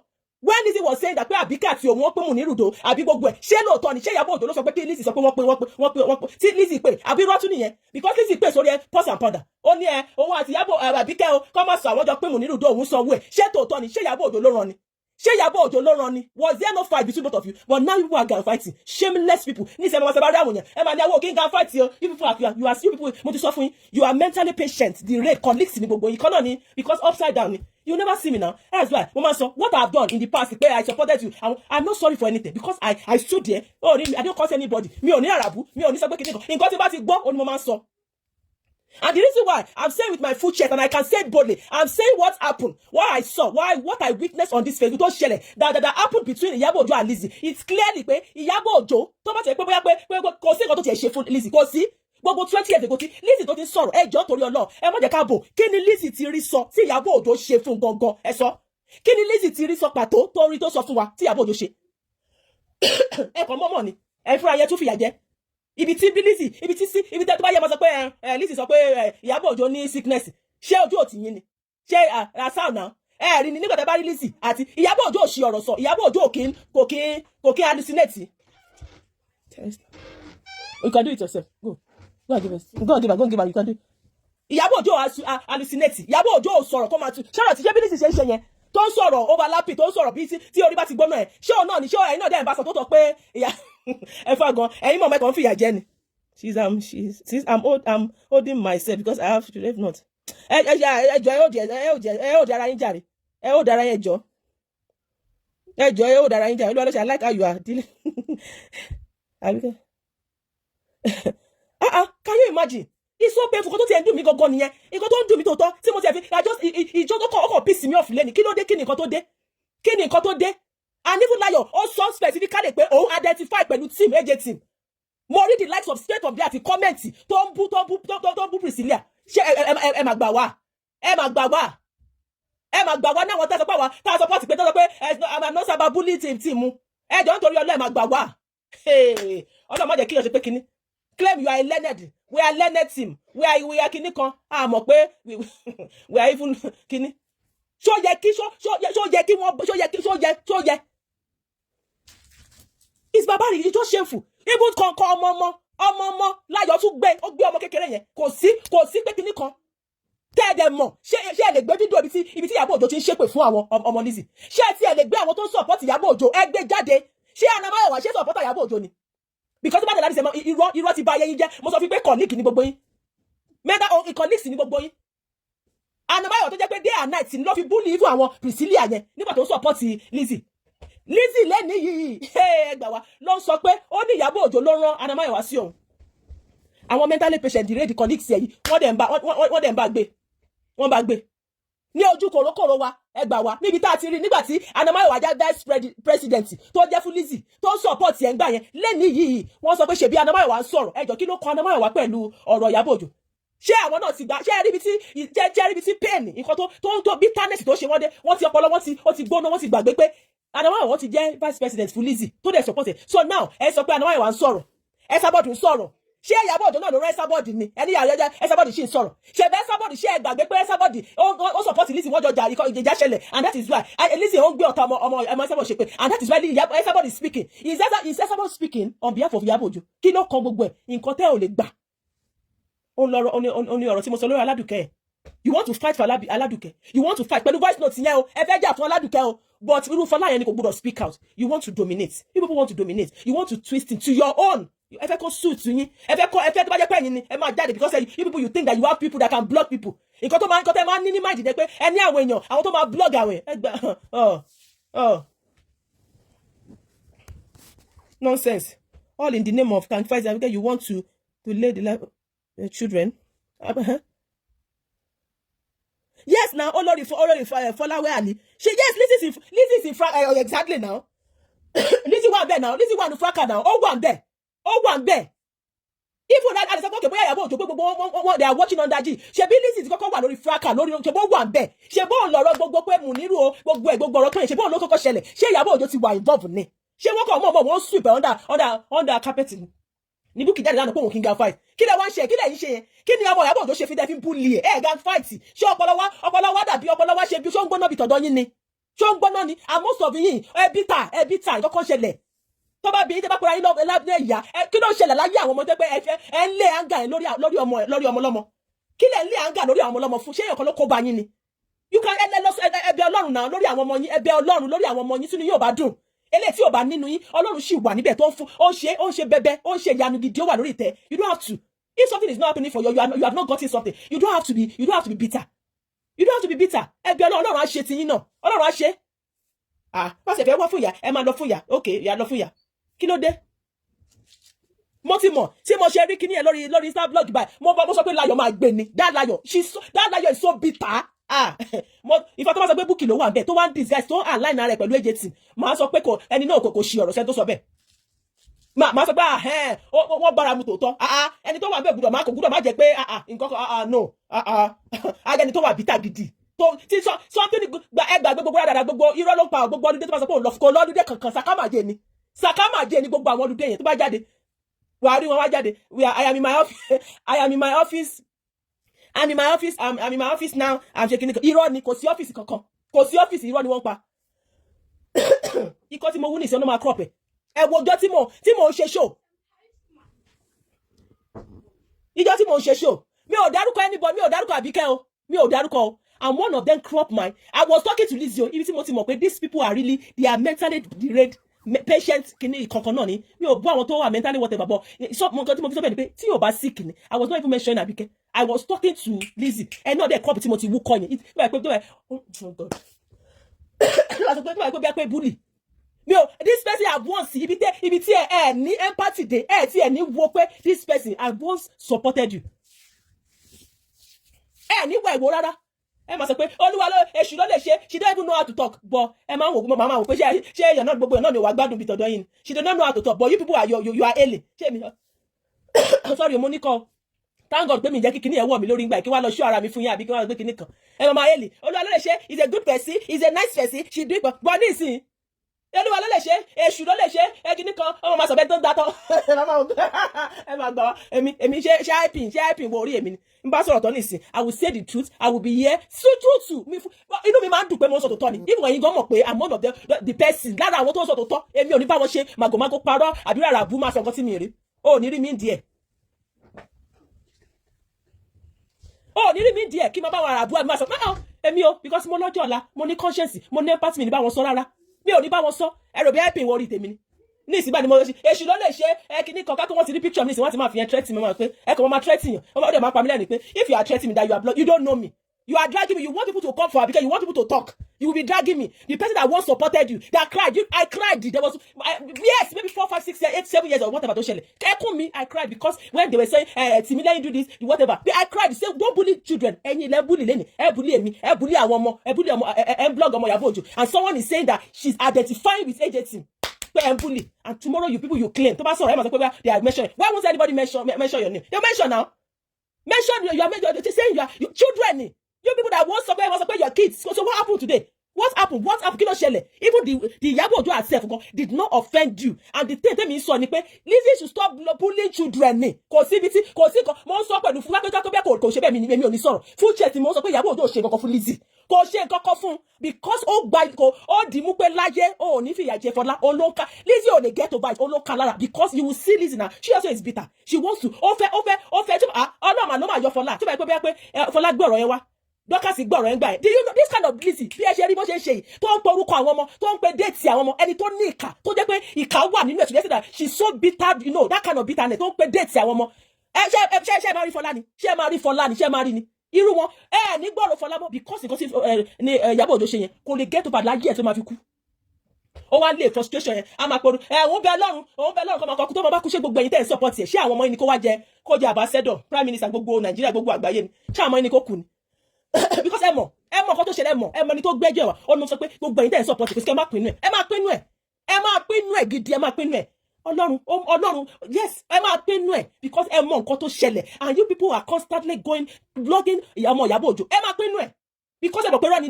irọ́ because Lizzy náà ló sọ pé òun àti Àbíkẹ́ òun àti Mùdí wọ́n pé kí ni tó ṣé tòótọ́ ló sọ ni nítorí pé you ẹ̀ ń gbà pé nísìn pé Iyabo Ojo that means you should conclude pé tòótọ́ náà ló sọ because then we were saying no tí nísìn ibi tí Lizzy burú dé kò yí ọ̀rọ̀ yẹn padà ẹ sọ pé you are no cyberbully no cyberbully what it's so sad it's so barbaric that I've once stand up for Àbíkẹ́ children it's so sad cried omi kò sunkún pé ẹ̀yà ọmọ yìí náà sọ pé wọ́n ṣe because àmọ̀ pé kò lè ṣẹlẹ̀ bẹ́ẹ̀ fọ́nà sọ pé ọmọ kékeré ó jí 5 pound but now constantly going for the children go ti ẹ̀wà dúró lórí Priscilla mú ọmọ kékeré ọmọ tí ó ti pè wọ́n yẹ mú mọ́ láyọ̀ mú mọ́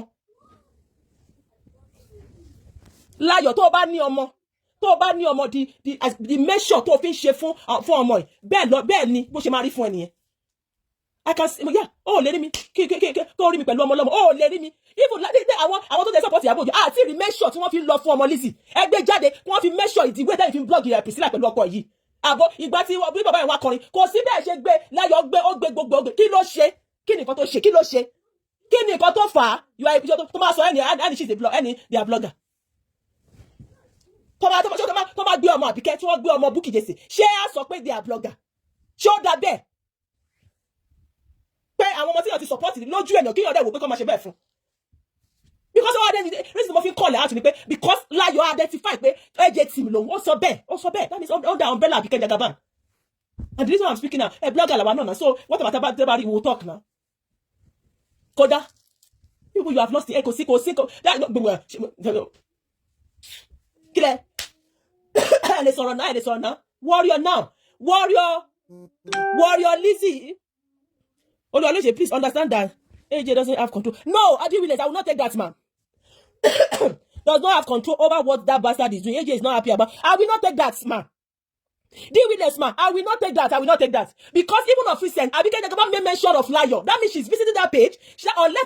Okay, now, deal with this. I put it to you, man. I want you to put it down. If it were to be Lizzie, if it were to be Iyabo Ojo, that is constantly doing what Lizzie is doing. Yes, I know she don't have power over Lizzie. Let's forget about that. But normally, Iyabo Ojo don't shake. Abike would have come out for her. Because you remember when Lizzie said that Iyabo Ojo set out. Do you remember that Abike came out for Lizzie? Come out for Iyabo Ojo. Deal with them, man. Mo fẹ́ kẹ́ sọ̀rọ̀. Ṣé bẹ́ẹ̀ mọ̀ pé Abike stage show fún Iyabo Ojo tó ń bully ẹ̀ tó sọ pé ẹ̀ tó ń pè ní gist lover tó ní wọ́n set ẹ̀ tí gbogbo àwọn agency tí wọ́n bully ẹ̀ pé ó set ẹ̀ up tí ó bá yẹ pé torí pé ẹni tí pé torí pé bóyá pé ẹ jẹ́ ká rí sí now. But ṣó possible ṣó make sense bẹ́ẹ̀ ni. Ṣé tó bá sọ fún Abike pé òun ló set ẹ̀ up bẹ́ẹ̀ ṣé èèyàn lè gbà bẹ́ẹ̀ ṣó make sense. Just of recent, Abike came out, so ẹ kó ẹ̀rọ lọ́sọ̀rọ̀ TikTok, a máa lọ sórí orí Layo, a máa gbádùn. Mo dẹ̀ rí straight from the heart now, tó máa ń lọ síbẹ̀. Ṣé ẹ̀rí kò tẹ̀ wá ṣe pé tó lọ síbẹ̀? Straight from the heart, I saw her comment, she was bullying Priscilla. Straight from the heart. So what are you saying? Kí lẹ sọ ma? Ẹ sọ síbẹ̀ yẹn now, she don't have control. She's the person I know. Is it that the agency I've once supported? Nobody can tell me. I know what I'm saying. And I'm not going to say much. I know what I'm saying. She will not slide Laje. She's enjoying it. She knows. Because she still say just of recent pay. Layo said that she's agency, and Abike is saying it as well. I'm not sorry, Layo. I'm not bad. I'm not kinikan. Abba, for the sake and to ban your to support no sababuli, but the way Abike rate herself. I'm not saying that I'm not restricting whatever because she also can. And that was why I left that thing. Nobody can restrict me. Nobody can tell me where to go because just like you cannot tell Iyabo Ojo because look at them. Because mo rántí ìgbà yẹn nígbà tí somebody lọ sí Tanzania. Ṣé bí Abike gbogbo show tó ń ṣe ó fi sínú ẹ̀. See, Abike dẹ̀ rí pé àwọn èèyàn àwọn ló ń gbé show Priscilla ń gbà yẹn tó fi sọ̀rọ̀. And Abike knows what is happening on Facebook. She understands the game. But then Abike was coming pé kíní kan ó yẹ kí Iyabo Ojo sọ̀rọ̀. Yes, ìyẹn lè sọ pé but ṣebí Abike mọ̀. Ó mọ̀ pé bó ṣe ń lọ lórí Facebook pé everybody Iyabo Ojo did not send anybody. So you have to call Iyabo Ojo. Mẹ́wàá ló ń sọ̀rọ̀. Tanzania, ó lọ sọ Tanzania kíní kan wọn gbúdọ̀ lọ. Everybody gbúdọ̀ lọ. Why will she say everybody gbúdọ̀ lọ? But she can go to Lagos. Those are the things I'm saying. She can go to Lagos to visit Lizzie. She can go there to. I mean witchcraft lele. Witchcraft. She can go to Lagos. Go to Igbanye Lizzie. Shepe tó ń bú Iyabo Ojo tó ń ṣépè. Abike lọ sí Èkó. Identify with her. Then why? Who are you people? Okay, people should not be able to come marry pẹ̀lú Iyabo Ojo. To ẹgbẹ́ dẹ̀ ń ṣe constant dẹ̀ bully àwọn ọmọ ẹ̀. Ṣé mo sọ? But she's not. No, is it the person I know or no? Nobody can tell me otherwise. I don't care. She can come out and call Oluwalese. There's nothing concern me. If I want to come out to respond to her, I will come out and respond to her. If I don't want to, I will just ignore her because not to come. If they like, if I see any, I'll come and say again. I just have to today, Lenny. I intentionally call her out. Just want to say my mind. No, I don't. In fact, it's even a shame. This acne. I've once supported our own son, our own daughter, our own children. And she did just what he said just last week. All the date of it, don't really go. I want last time Layo, only Layo. I'm alone too. I'm alone. She making. Say of that. Time I keep the total mama laugh. That you consider. Check more comments here. But Lord, you mean more to no. Nígbà tí wọ́n gbé just 1 year anniversary tó gbé jáde. To no. To bully ọmọ yẹn bẹ́ẹ̀. Ẹ jà fún àwọn ọmọ yẹn. Bully ọmọ lọ́mọ. Ẹ jà fún àwọn ọmọ yẹn. Wọ́n sọ pé wọ́n ṣe báyìí. Ẹ sọ pé àwọn ọmọ yẹn ò ṣe bẹ́ẹ̀. But yẹn lọ. Kò sí ètò àti rí anybody Priscilla. Rí nǹkan kan now. Thank God for their life. I'm standing as a mother, talking as a mother, pouring out my heart as a mother, pouring out my mind as a mother. That was supported this team. That I said that they are not about that. I think that as in they have the one year anyomo, one year anyomo. What's your empathy? Dear, for ọmọ koko yẹn, ibi tí Layo tó burú dé. Layo even go. Ó lọ fún ọmọ koko yẹn. That less so, that bitter so. Tó jẹ́ pé mo mọ̀ pé tòótọ́ nǹkan kò dùn fún. Go for that because you say you are supporting Abike or you are supporting Lizzie. Bring out who's ẹni tó láti ní àwọn tó ń ṣe ní àwọn tó support Iyabo Ojo ń bí tó ń bully Florida ó yẹ gbé jáde tí ó bá jẹ́ ọ̀fíìsẹ́ẹ̀tì inú yín dùn wàá tún máa rí wọn máa kọ́ the likes of wọn máa mo rí most of àwọn tó jẹ́ tẹ́tì mo rí wọn wọ́n máa ní ó dá bó ṣe gbé àwọn ṣe pé yẹn pé kinní kan Adẹ́rìn ní gbogbo gbà yẹn tí ọ̀rọ̀ tó máa jà tó ọmọ gbogbo èpè àwa sunkún bì because we felt it we feel our pain we sọ pé kò dá bó ṣe bẹ́ẹ̀ but now àwọn ni wọ́n wá gba degree nísìn ẹ̀ ń gbé àwọn ọmọ ẹ̀ tẹ̀ wá dúró lórí kékeré ọmọ tí ó ti pè wọ́n yẹ yẹn láti ìgbà tí ní Canada ní bitter soul láyọ̀ yẹn very bitter soul tí nǹkan kan ò dùn fún nínú ní láyọ̀ òun ló ń gbé ọmọ kékeré á gbé tí bá ti rí blog báyìí máa ní láyọ̀ máa gbé ni kò dẹ̀ sí ni ibi tí láyọ̀ tí bá yá láyọ̀ máa sọ pé òun professional kò láyọ̀ àwa gbé á blog ẹ̀ ní ṣá tí mo ṣe rí láàárọ̀ mo ní láyọ̀ máa gbé ìgbà tí mo dẹ̀ rí tí Bolivie gbé jáde láì fẹ́ sí yẹ̀ náà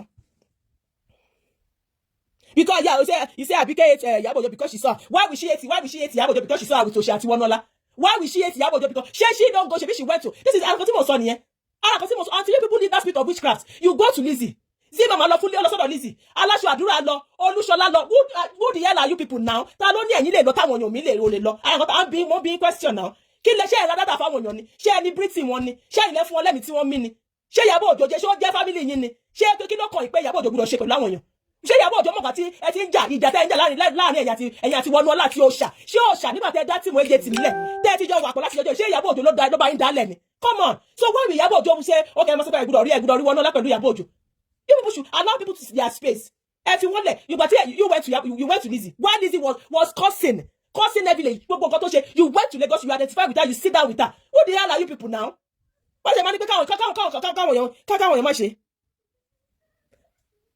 God bless. Yes, now I know that Iyabo Ojo never give them face. Can you imagine this spirit of witchcraft? You want to dominate. You want to do what you like. You and like the likes of Abike, you cannot tell her what to do. What the hell are you people now to tell Iyabo Ojo what to do? Hey, wow, asao. Why will you tell people that?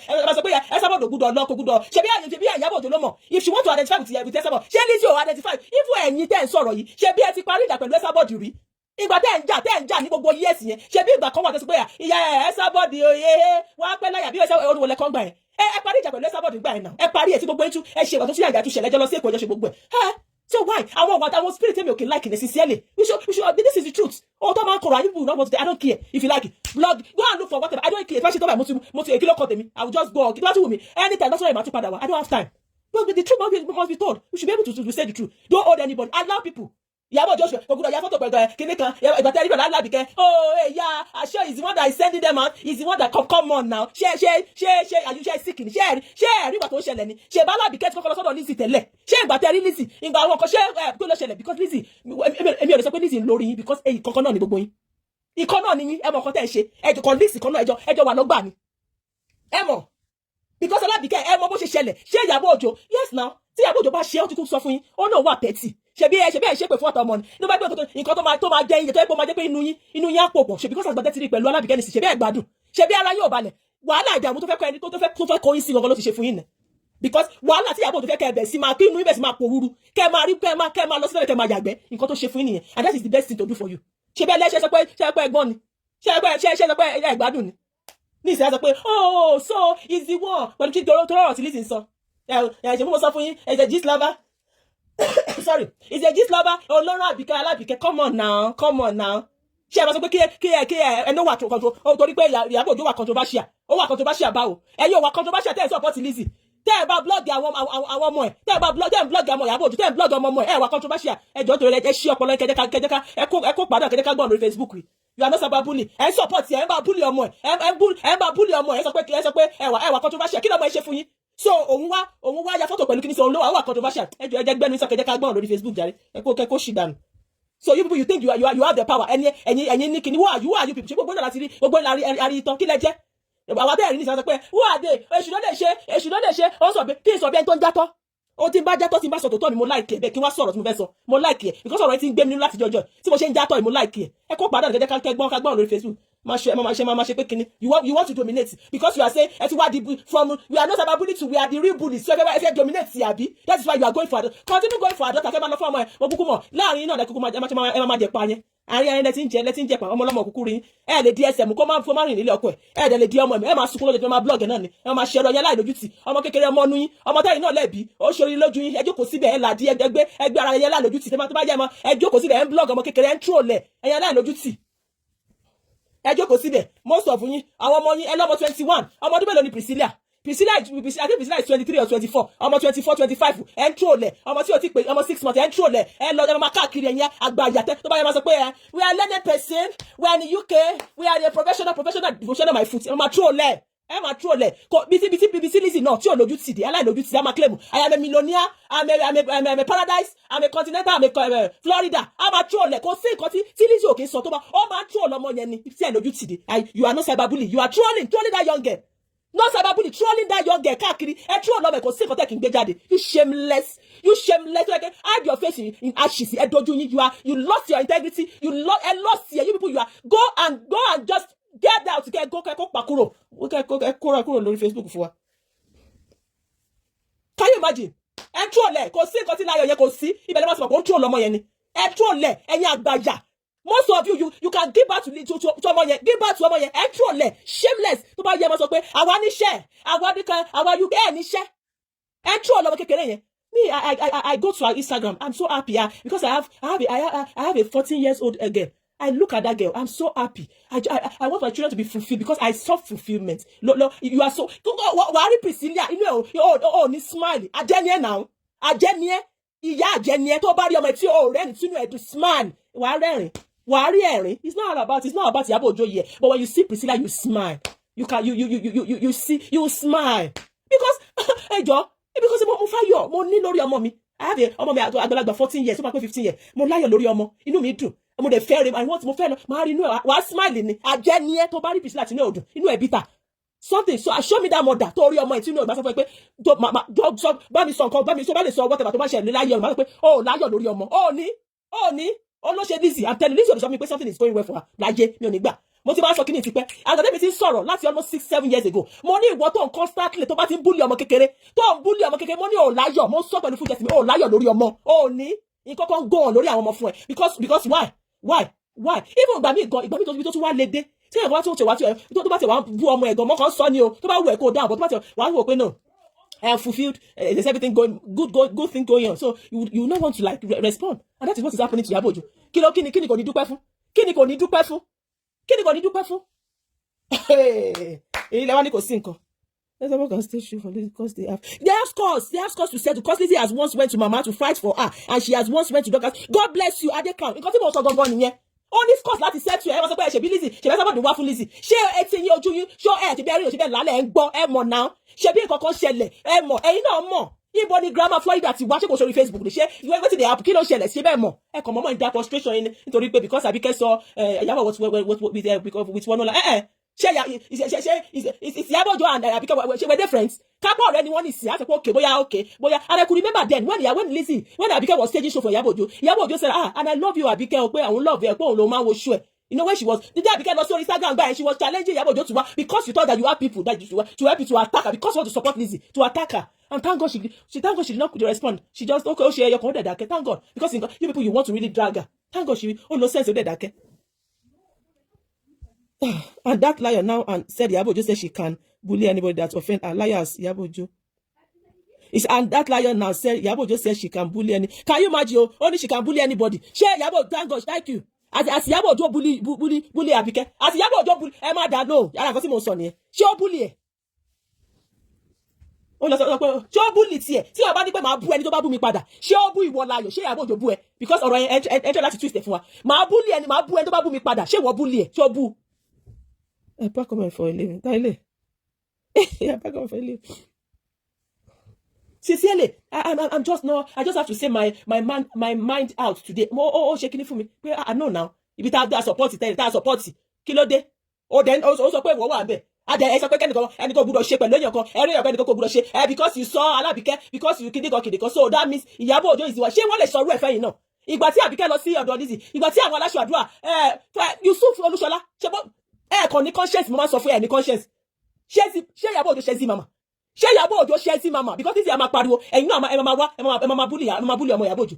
Ṣé Iyabo Ojo ṣe sí mama ṣó ṣe Olúṣọlá ibi aláṣàdúrà tí ò ní tìjú tó jẹ́ pé ó lọ gbé ọ̀rọ̀ Fọláwá tó jẹ́ pé nísìn tó wá bully Iyabo Ojo. Ṣé Iyabo Ojo ṣe ẹ̀yin ṣe ẹ ti lọ sẹ́kọ̀ọ́ ẹ ti lọ jẹ orí ẹja gbogbo yín ti lọ bẹ̀ ṣùgbọ́n Iyabo Ojo òun lẹ́rìn street òun ní kò gbúdọ̀ ṣe you people come on now come on ẹ̀yin lè ṣe ẹ lọ sẹ́kọ̀ọ́ ẹ̀yin ní ẹwọ́ fún yín lápá àṣẹyìn àbí ẹ̀yin ní certificate ẹni kí ló pe Anthony kí ló pe power of Anthony láti lọ kí Lizzy láti lè lọ lọ sí ṣọ́ọ̀bù ẹ̀ kẹ́yìn máa lọ kẹ́ máa ya fọ́tò kẹ́ máa lọ jórí ẹja ṣùgbọ́n Ìyábọ̀ Òjó ó wà restricted láti lè báyàn ṣe ẹjọ́ náà níbo ni wọ́n ti ń sọ lọ́wọ́ ló bá ń dìyàn bẹ́ẹ̀ níbo la ti ń gbà níbo ló ti ń ṣe yẹn níbo ni then the God ti kọ pé because Iyabo Ojo has been seen with these people that was the reason why Lizzy is winning case tó bá yẹ wọ́n sọ pé wà learned so because George lawyer sọ pé nítorí mo ti rí mi pẹ̀lú Iyabo Ojo so nítorí ẹ̀ ni pé tòótọ́ Iyabo Ojo ló sẹ̀dẹ̀ ẹjọ́ tó lọ ṣé wọ́n ní béèrè evidence ni ṣé ẹjẹ́ tí wọ́n bá ti ba Nàìjíríà jẹ́ pé Nàìjíríà ò ti wà nílò ọmọ ṣé tẹ bá tébù nǹkan kan ṣé wọ́n kì í béèrè evidence ni ṣé wọ́n kì í béèrè evidence ó kàn máa sọ pé wọ́n tẹ́tí fẹ́nu yín sọ yẹn ó kì í máa sọ pé òkè tòótọ́ ni wọ́n dẹ̀ ní sẹ̀wọ̀n kan mọ́ ẹ̀yin gan bẹ́ ṣe wà yẹn ẹ ti wá mọ learned person mọ́ àti wá mọ anything Kuro that claims she goes for holiday but you won't hear you won't hear a kid in her video. Bitterness is that I'm telling you that person is so bitter o bitter ko in fact tọrọ mi bá tún wà lára bitter ó wà lára ẹ̀ gidi ibẹ̀ lọ ẹnu ẹ̀ ló dẹ̀ wà yẹn ẹnu ẹ̀ ló wà continue blogging na ṣe bí ara mo kàn ń ṣe láti mo kàn wá sọ ni yes it's sad and it's painful that you and for you láyọ̀ yẹn kò dùn mí but you are saying you are AJ team gbogbo bẹ́ẹ̀ lẹ́yìn yẹn ló dùn mí jù pé èmi ti support AJ team yẹn rí tá a dúró fún àwọn tá a dúró fún ọmọ Anjola a dúró fún tìmí lẹ́yìn èmi ibi tó dùn mí nìyẹn gbogbo ilé tí òun blog continue blogging now because shop blogging yẹn máa ní pé kó máa kí Priscilla máa move ni ṣé máa ní kó máa gbé ọmọ ẹ̀ ní ibi tí ẹ̀ lágbára dé ẹ̀ lè lọ sọ fún pé kó máa rìn àbí kó máa gbé ọmọ ẹ̀ Ìyábọ̀ Òjó tí gbogbo yín tẹ̀ ń bragado ìgan Lizzy Nàìjíríà ló wà pẹ̀lú ẹ̀ gbogbo ẹni tó ń lé wọ́n ti fi handcuff mu wọ́n tó wà ìgbésẹ̀ nípa yìí náà mo sọ fún pé mo ní colleague ní nígbà tí ẹ̀ sọ pé wọ́n fi handcuff mu yàn wọ́n fi handcuff mu ó ti kúrò nílé ẹ̀ tá a dẹ̀ rí Ìyábọ̀ Òjó nílé ẹ̀ ṣé ẹ̀ mọ̀ pé ìfúnra ṣé ẹ̀ mọ̀ pé ẹ̀yìn àti Lizzy ẹ̀ mọ̀ pé mo sọ fún yín pé same ni same ilé Ìyábọ̀ Òjó náà ti ṣé wọ́n rẹ̀ pé ó shoot movie ẹ̀kan bẹ̀ tí Lizzy àgbẹ̀ pé abẹ́ staircase mo ti ẹ̀rí kọ́mẹ́ǹtì kan tẹ́nìkan sọ pé Ìyábọ̀ pé àwọn ọmọ pé Priscilla àti ọkọ ẹ̀ pé wọ́n sì wà ní ọ̀dọ̀ Ìyábọ̀ Òjó mo ní ibi tí bitterness jẹ àwọn pípù ìdè wọn ò tiẹ̀ kì í ṣe findings wọn ò tiẹ̀ ní ìwò ibi tí Priscilla ti kúrò ní Nàìjíríà láti ìgbà wo tó ti wà ní Tanzania bitterness mú wọn lómi débi pé ìsọkúsọ orí wọn ti gbóná wọn kàn máa sọjọ jágajàga ni pé Priscilla ṣì wà ó wà lọ́dọ̀ can you imagine Priscilla is still with her mom with her husband can you mọ̀ wò pé wàá kà báyìí wà ní ètò tó ń yẹ kẹ́ support ẹ̀ yàtọ̀ sí rárá ẹ̀ yàtọ̀ sí rárá sẹ̀ yẹ̀yìn àti Lizzy oyin máa gbóná bíi pé ẹ máa hallucinate ní jágajàga lẹ́ máa sọ tí Priscilla tó ti wà ní Tanzania tọkọ ẹ̀ tó ti travel gan because we are watching them and we are enjoying it we are watching them we are enjoying it because I watch her tó ti ọkọ ẹ̀ ti travel bitterness jẹ wọn ọmọ nǹkan kan ìkorò jẹ ayé wọn lè pé wọn ọmọ nǹkan kan host check their account it's always the yes now always the of course níní ọlá of course now tó bá check tó tọ́ ni now àwọn tí wàá rí i pé tó bá fọ rí gan ṣé ibi tí most ọmọ ibi tó kọrò dé ibi ọmọ kékeré tí wọ́n ti intro yẹn what network ti ọmọ yẹn ṣé even Lizzy mo sọ pẹ̀lú full mo ti sọ fún yẹn kan rí pé wọn ò bí Lizzy dá ó lè má lè counter network ọmọ yẹn wọn ò bí dá network ọmọ kékeré tí wọ́n tró yẹn network tiẹ̀ wọn ò bí wọn ká bá wàá sọ gbogbo àwọn tó ń bá wọn búlì ẹ̀ yìí network wọn ṣe bí àwọn míì ọlọ́dájú mi UK gan náà tó máa ṣe pé kìíní dáadáa àti àwọn tó wà lóko tó máa da kúlíkúlí àbí ẹ̀pà tó ń tàgá kiri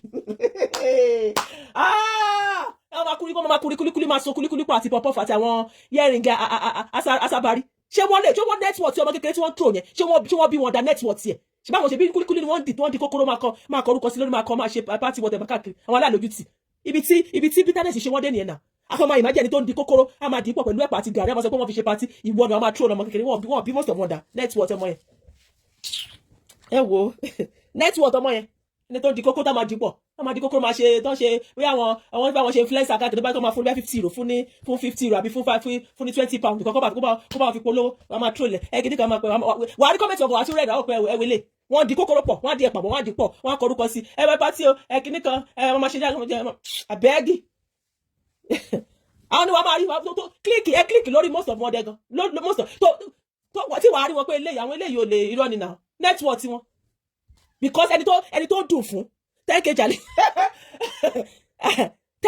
ẹni tó dùn fún tó yẹ pé ọmọ wọn ok kó sọ pé irú àwọn tá ẹwọ bí irú mọmi ẹlí yẹn I don't know bọ̀ mọ̀ pé irú àwọn ọmọ tí àwọn ikú dín yẹn tí àwọn ọmọ wọn ṣe iṣẹ́ gidi àwọn bí àwọn tí àwọn their children in UK are doing good kó wọn máa rí irú kú dín yẹn kó máa throw Priscilla because ọmọ you can't just know àbí bí James Adedeji kó máa throw irú Priscilla because ọmọ irú àwọn ọmọ mi doctors ni wọn lawyers ni wọn their children are doing well you can't sit tòótọ́ lọ bí wọ́n lè sọ ọ́ àfẹ́rẹ́ tó bóyá pé àwọn ọmọ yín bóyá wọ́n gún wọn lábẹ́ bóyá lọ́ọ̀yà àwọn bóyá wọ́n ṣe abẹ because ayọ̀ yín máa kún náà nífẹ̀ẹ́ ṣerú nǹkan náà influencer fún oníkókóró àti ẹ̀pà ó ní náà influencer fún oníkókóró àti ẹ̀pà náà ní ó ti yé yín náà ó ní wàá rí náà ó ti náà influencer kan èlò náà máa fún wákàtí wọn fún ní 100 ó pọ̀ jù wọn fún 100 pounds kó bá wọn influencer bíbí láti bí láti Nàìjíríà ni á bá wọn ṣe pọ̀ wọn máa fi ṣe party wọn kọrúkọ sí irú ẹ̀ wàá rí wọn máa púlẹ̀ wo in fact I just have to say my mind lẹ́nu it's I don't care after anything ọba wọn máa kígbe káàkiri olúwa ló lè ṣe èṣù ló lè ṣe ẹlẹ́nu ṣe ọ̀rọ̀ ẹlẹ́nu pọ̀ tí ẹgídí kan ọmọ àṣọ bí ẹ tó ń játọ́ ìtọ́ yẹn gangan tí mo fi support àwọn ọmọ yín tí wọ́n ń búlì gbà yẹn nígbà tí wọ́n sọ pé àwọn ọmọ yín pé tìmílẹ́yìn ojú kìíní ojú 5 pounds àbí àjọ lọ́ṣẹ̀ gbogbo ẹ̀ ẹnu tí mo fi ń sọ bí ẹni tó ń játọ̀ yìí tí mo dìde nígbà tí mo sọ játọ̀ yìí òun náà ni mo fi dìde pé ẹ má búlì Priscilla àti ọmọ ẹ̀ mọ́ ẹ má búlì ẹ̀ mọ́ kápẹ́ tẹ̀lé sọ̀rọ̀ ẹ fèsì ìyá ẹ̀ òṣèyìn o ṣùgbọ́n tẹ bá fẹ́ sọ pé òkè fẹ́ sọ̀rọ̀ ẹ fi ọmọ yẹn lẹ̀ ẹnu tí mo fi sọ náà mo fi wá fi sọ lẹ́ni pé ó ti láàjọ sọ pé òun wà léde ẹ fi àwọn ọmọ yẹn fọmọ yẹn lẹ̀ kò sí nǹkan tó ṣe fún yín stop bullying now stop bullying if you are saying you are no cyber bullying say do act who you said you are act it don't just be ẹ má sọ pé what you are not ẹ má sọ pé ẹ jẹ́ bẹ́ẹ̀ because you people you've lost it integrity kò sí mọ́ you kò sí ẹ̀yin ọ̀gá lẹ́wọ́ jẹ́ ọ̀gá in the sense of ẹ mú àwọn ọmọ trolling ẹ jókòó sílẹ̀ ẹ̀yin àgbàlagbà grandmothers when you see their comment grandmothers gbogbo ẹ̀dá pé àárín yín tó ẹgbẹ́ ti nínú tíìmù yẹn àárín tẹ̀ ń bully ọmọ yẹn ẹ troll ẹ̀ ẹni máa jáde sọ pé you are not sábà no bully níbo ẹnu tá a ti fi sọ òun làwọn náà sọ lẹ́nu the mouth tí ó itọ́ ń jáde ní yìí àti gbogbo ẹ̀ àti èṣù ló lè ṣe tẹ́fẹ́ pè mí òun náà ni mo fi jáde lẹ́nu mo sọ pé ẹ má bully ọmọ if you want to go stop bullying this thing stop. Thank you Jare. Don't mind. Okay, can comment Jare. Don't mind them. They are all evil like Lizzie. They are all evil. I'm telling you. I'm saying with my full chest. They are not different, rather. They are not different. They are not. Ṣebí àwọn gogo ló jí ẹ Lizzie débi tó dé. Àwọn gogo ló fún lẹ́yìn tí Adamayowa fún Lizzie lágbára. Àwọn náà tó wá jẹ́ chairman lórí ele. Àwọn ló fún more power. Ká the lives of this matter wọ́n fún nìkan. Ó possible go to stop. Ó possible especially tó fi bully àwọn ọmọ ẹ̀. Tó fi curse àwọn ọmọ ẹ̀. Àwọn ọmọ ẹ̀. Àwọn ló jí ẹ up. The likes of Joko Tade náà àwọn olókọ́kọ́ jí àwọn ọ̀pọ̀ àti ẹ̀sà bọ́ọ̀dì tí wọ́n sọ tí at least wọ́n accept nǹkan pé wọ́n ti lé dànù ní àbọ̀ nísìn ṣe bẹ́ẹ̀ àwọn náà nísìn àwọn náà wá jí àwọn ọ̀pọ̀ nísìn àwọn náà wá jí àwọn ọ̀pọ̀ nísìn wèrè la fi ń wo wèrè kìnnì kan la fi ń wo wèrè ẹ ń jí àwọn kó máa fi wè kó máa korúkọ àwọn kéékèèké. Shame on them o jealousy gidi jealousy of a young girl enough to be your daughter I'm telling you shame. Is it not shame? I think Priscilla just clocked 24 thereabout. It's not the matter of Folake Labake. It's not the matter of I see the light too. Sincerely, I will not say they were not there. They were fighting. Yes, on Facebook. They were fighting with Esabod. Yeah, there's not that maybe I've seen the light. If you notice my page, I don't say what I don't see. Sincerely, I don't say Esabod and Abike they were fighting. Now, I'm not taking my word back. But nísìn pé bullying children ni kápẹ́ Iyabo Ojo not say one face kápẹ́ Iyabo Ojo not face Iyabo Ojo ṣẹ̀wọ̀n o a sọ pé okay maybe okay it's just okay but nísìn yìí tọ́wọ́ pé ọmọ ni wọ́n wá tó gbé ọmọ bọ̀ wọ́n ti wá gbé lórí Priscilla o ẹ tún wá gbé ọmọ kékeré tí ò ti pé ọmọ ẹnu náà ni mo fi sọ̀rọ̀ nísìn ẹnu mo dẹ̀ mọ̀ pé ẹni náà àti Bukky Jesse ṣé wọn tó gbogbo wọn ti ṣiṣẹ́ nísìn ibi tí ojú gbogbo wọn mọ̀ pé ojú òtí wọn ni tí gbogbo wọn kò láti ní sí ten fight against ya gbogbo wọn wo gbogbo ìjà tí wọ́n ti jà ń gbà yẹn ṣé Iyabo Ojo náà ló dálẹ̀ dẹ̀ gang fight ṣé gbogbo nǹkan tẹ̀ ń ṣiṣẹ́ gang fight ni now ẹ máa sọ pé ẹ̀yin gang fight ni now gang fight ni this is Sunday yẹn ó ní kíní sọ lánàá ó ní kí lórúkọ ẹ̀ Bukky Jesse ó náà wò gang fight gbogbo ọ̀rọ̀ tó sọ lánàá ṣé tòótọ́ ni ṣé Iyabo Ojo ló gbé Fọláwá àbí aláṣọ àdúrà dọ́kàsì aláṣọ àdúrà ló kọ́kọ́ gbé wá dọ́kàsì dẹ̀ treat case yẹn kí rọra sọmárì àwọn nǹkan tí mo sọ kó tó di pé mo máa lọ aláṣọ àdúrà gbé wá òun ló sọ pé kí Fọlá kó lọ rìkọ́ọ̀dì tí Lizzy a máa purọ́ lójoojúmọ́ pé Iyabo Ojo ló ní kí Fọlá lọ rìkọ́ọ̀dì ó gbogbo yẹn ẹ̀dẹ̀ mọ̀ mo fi sọ fún yín pé gbogbo èpè tí àdàbí tí Lizzy máa ń pè ẹ máa jẹ́nu ẹ̀ because òótọ́ the truth is just the truth. It was Pàṣẹ ọ̀rọ̀ ó ti play voice note yẹn fún wa me I knew Pàṣẹ ọ̀rọ̀ ó tún play fún wa tá a fi ti ara wa gbọ́ tí aláṣọ àdúrà tó even gan lọ́rọ̀ oyún gbà yẹn aláṣọ àdúrà ó fi Lizzy ṣe yẹ̀yẹ́ pé kò lóyún ẹjọ́ ẹ ti dáríjì aláṣọ àdúrà bí so Iyabo Ojo tí kò bá yín sọ gbogbo ẹ̀ ó lẹ́rò bóyá pé akẹ́tọ̀mọ́tọ́mọ́tọ́ àdàbí báwo làdàbí ṣe máa ṣiṣẹ́ lórí ẹ̀ because òun kọ́ ló gbé ọ̀rọ̀ yẹn wá ìgbà ọ̀rọ̀ Bukky ọ̀rọ̀ Tóyìn gbà yẹn Abike was stylishly supporting Tóyìn then and there was a fight between Lizzy and Abike Jagaba tó dọ̀rọ̀ pé sorry wọ́n pé okó dàbí wọn pé kódó ṣé Iyabo Ojo ló fà Ṣé Iyabo Ojo ló fà? The truth, you people cannot just sit down within your group ńbẹ̀ ní colleagues mental kini kema gbogbo kola wa delay lopolo wa. No. We are watching with me. There is no sentiment in me, and there's no and the reason why I'm against this is because of the way Lizzy is causing children. And even everybody knows that Iyabo Ojo should have Lizzy 20 years ago to pariwo. Ṣé Iyabo Ojo ní life ni? Ṣé Iyabo who is Lizzy? Gbogbo ṣe pariwo, who is Lizzy? Ṣé Lizzy la rí tọ́ yẹn? Ṣé Iyabo Ojo ní life? Ṣé Lizzy lawa ẹjọ́ tó lọ? Lizzy Iyabo Ojo is this lover. Iyabo Ojo want to collect my mansion. Ẹjọ́ torí Ọlọ́run. Kí ni ó sọ gàtàgàtà? Ẹ̀yin fúnra yẹn help ẹ. Ẹ mọ̀ nǹkan tó ṣe bọ̀, ẹ mọ̀ ẹ fìyà jẹ ni, ẹ mọ̀ ẹ fìyà jẹ bí ó ti ṣẹ̀yìn, àbí ọ̀rọ̀ tó sọ nípa ẹ̀wọ̀n àti wọ́n dà Muniru, ó lẹ́ fìyà jẹ because ó bá jẹ́ bẹ́ẹ̀ ni. You could ọ̀rọ̀ tó yẹ kẹ́ sọ fún, even tó bá yẹ kó tẹ̀lé bu yín gan, ẹ yẹ kẹ́ sọ fún friend, kẹ́ sọ fún, ó ní bí tó máa ti gbà, tó bá fún lábẹ́ 3 months, kó gba fóònù ààrẹ wọ́n rí ẹ̀ because sincerely, ṣé Iyabo Ojo náà ló fà ni? Dọ́kàsì ló treat case. Ìgbà tí Iyabo Ojo lọ sí Canada, tí ó wá mímí kí beat ass, ó ní ọ̀rọ̀ tí Iyabo Ojo fi dá. Nígbà tí Lizzy wá rí pé Iyabo Ojo sọ pé beat ass, bí Lizzy ṣe rán Iyabo Ojo nìyẹn. Then kò kí n dárúkọ Iyabo Ojo, ṣẹpẹtẹrì ló ń pè gbà yẹn. Ṣẹpẹtẹrì nígbà tí ọmọ Iyabo Ojo ṣe wedding, àwọn èèyàn gbogbo bí Lizzy ṣe gbà kó dárúkọ. She was coming for Iyabo Ojo, then she was not mentioning him. Every day I saw it. I'm saying the truth. She was not mentioning it. She was going for Iyabo Ojo, going for her children. Ọmọ tó lọ sí stripper clubs. Kìnìkan. Ọmọ tó lọ sí stripper club. Tó kàn tẹnumọ́, tó sọ. Ṣé bí náà. Later, nígbà tí wọ́n ṣe wá dárúkọ gangan ní ìsìn now. And that was the reason why Iyabo Ojo stood up. Pé no, ṣebí ó ń bú òun ni. Ó wá ṣẹ̀ṣẹ̀ wá dìde. Ó wá ṣẹ̀ṣẹ̀ wá help Fọlá. It was not from the beginning. There was nothing like Iyabo Ojo. As she knew. All of you knew. Ẹ mọ̀. Gbogbo tẹ́ ń pariwo pé ó wá fi Fọlá fi fight Lizzy. Tó bá gbé mi náà nǹkan. Kápẹ́ nígbà tí gbogbo ilé tí Lizzy ń sọ nínú gbogbo ilé tí Lizzy ń sọ tó ń ṣépè fún àwọn tó ń ṣépè fún ọ̀tọ̀mọ gbogbo ẹ̀ àti pé tí Iyabo Ojo dé ṣé Fọlá láti ìgbà tí ṣé àtìgbà tí Iyabo Ojo tó help Fọlá ṣé Fọlá máa ń jáde ṣó stage show fún Lizzy àfi once in a while like that maybe nígbà tí Lizzy pẹ̀lú bó ṣe ń gbé ọ̀tọ̀ ọmọ lady yẹn ṣépè pẹ̀lú bó ṣe gbogbo ọ̀rọ̀ tó àràbù tó ń rà ṣé kápẹ́ bóyá pé tòótọ́ ni Iyabo Ojo ń fi Fọlá jà ṣé Fọlá ò ní máa jáde kápẹ́ rú ẹ̀yin ni kábẹ́ ẹ̀yin ní side ọ̀dọ̀ yín ni àti Lizzy ṣé ní Fọlá ò ní máa jáde constantly kó máa ṣe show back to back kó máa defend but kí ni Iyabo Ojo ṣe Fọlá ò jáde Fọlá is just marketing her clothes and doing fine gbogbo ẹ̀gbọ́n ilé tó ká ilára ni pé nítorí pé ó fi sí film ó ṣe gbogbo ẹ̀ ló ń dùn ẹ̀yin ò fẹ́ progress ẹ̀yin ò fẹ́ bọ́mọ ẹ fẹ́ kó jẹ́ pé no kan tó ń dùn yín nìyẹn because kápẹ́ lómi ni a máa fi Fọlá jà náà a máa ní kó máa ṣe bá ṣé ẹ̀rí bí Fọlá ẹ̀rí bí Lizzy ṣe ni àbí ṣe ẹ̀kan mọ́mọ́ ẹ̀kan wáìnì èèyàn ni ṣé bí Lizzy yẹn ṣe tó ṣojoojúmọ́ tó máa tún pé orúkọ máa pé date of birth àwọn ọmọ Fọlá ṣé ká pé bóyá lómi ká pé tòótọ́ Iyabo fẹ́ fi Lizzy jà tòótọ́ but because ìkà tẹ́ jẹ́ witchcraft tẹ́ jẹ́ tó jẹ́ pé ẹ̀yin lè ṣe everything ṣùgbọ́n lómi ò lè ṣe ẹ̀yin lè lọ sí kòkẹ́ lọ kí Lizzy gbogbo ilé lọ jẹ orí ẹja ṣùgbọ́n àwọn yẹn yòókù wọn gbọ́dọ̀ ní kinní ká pé lómi Fọlá máa jáde constantly gidi ni but kí ló ṣẹlẹ̀ Fọlá kò wá kó máa jáde kó máa bú kó máa ṣe one ọgbàgbà kó máa jà tó ṣe ìyẹn kọ́ náà pè pé wọ́n bá ó fi Fọlá jà but ilé tó ń ká yín lára gangan progress tẹ́ rí yẹn ó ní pains ti yín because nítorí pé rí Fọlá ọmọ yẹn do well ó ṣe film ìyẹn gangan ní pain ti yín ká pé Fọlá rùn pa ni tẹ́rí tó ń tàgbó tó bí sọ́kọ́ àwọn tó tàgbá ló mọ̀ ọ́ dá o bó tẹ́rí tó ń rùn pa tó kàn ṣe kinní kan inú yín máa dùn ayọ̀ yín máa kún because ibi ìbàjẹ́ lẹ́wà ẹ̀yin ò fẹ́ this is true tí o bá jẹ́ bẹ́ẹ̀ if I were you people I would be happy now because at least this girl she's tí wàá pẹ́ torí pé Lizzy gan ṣé tí wàá pẹ́ bẹ́ẹ̀ kò gbádùn ni ìwọ ó ti wà lọ́dọ̀ ọkọ we know the game not because they love her can fight it yes God bless you of course now ojúmọ́ náà ni mo sọ mo ní wọ́n fìyà jẹ ni it's true wọ́n fìyà jẹ ni náà tí o bá jẹ́ bẹ́ẹ̀ ni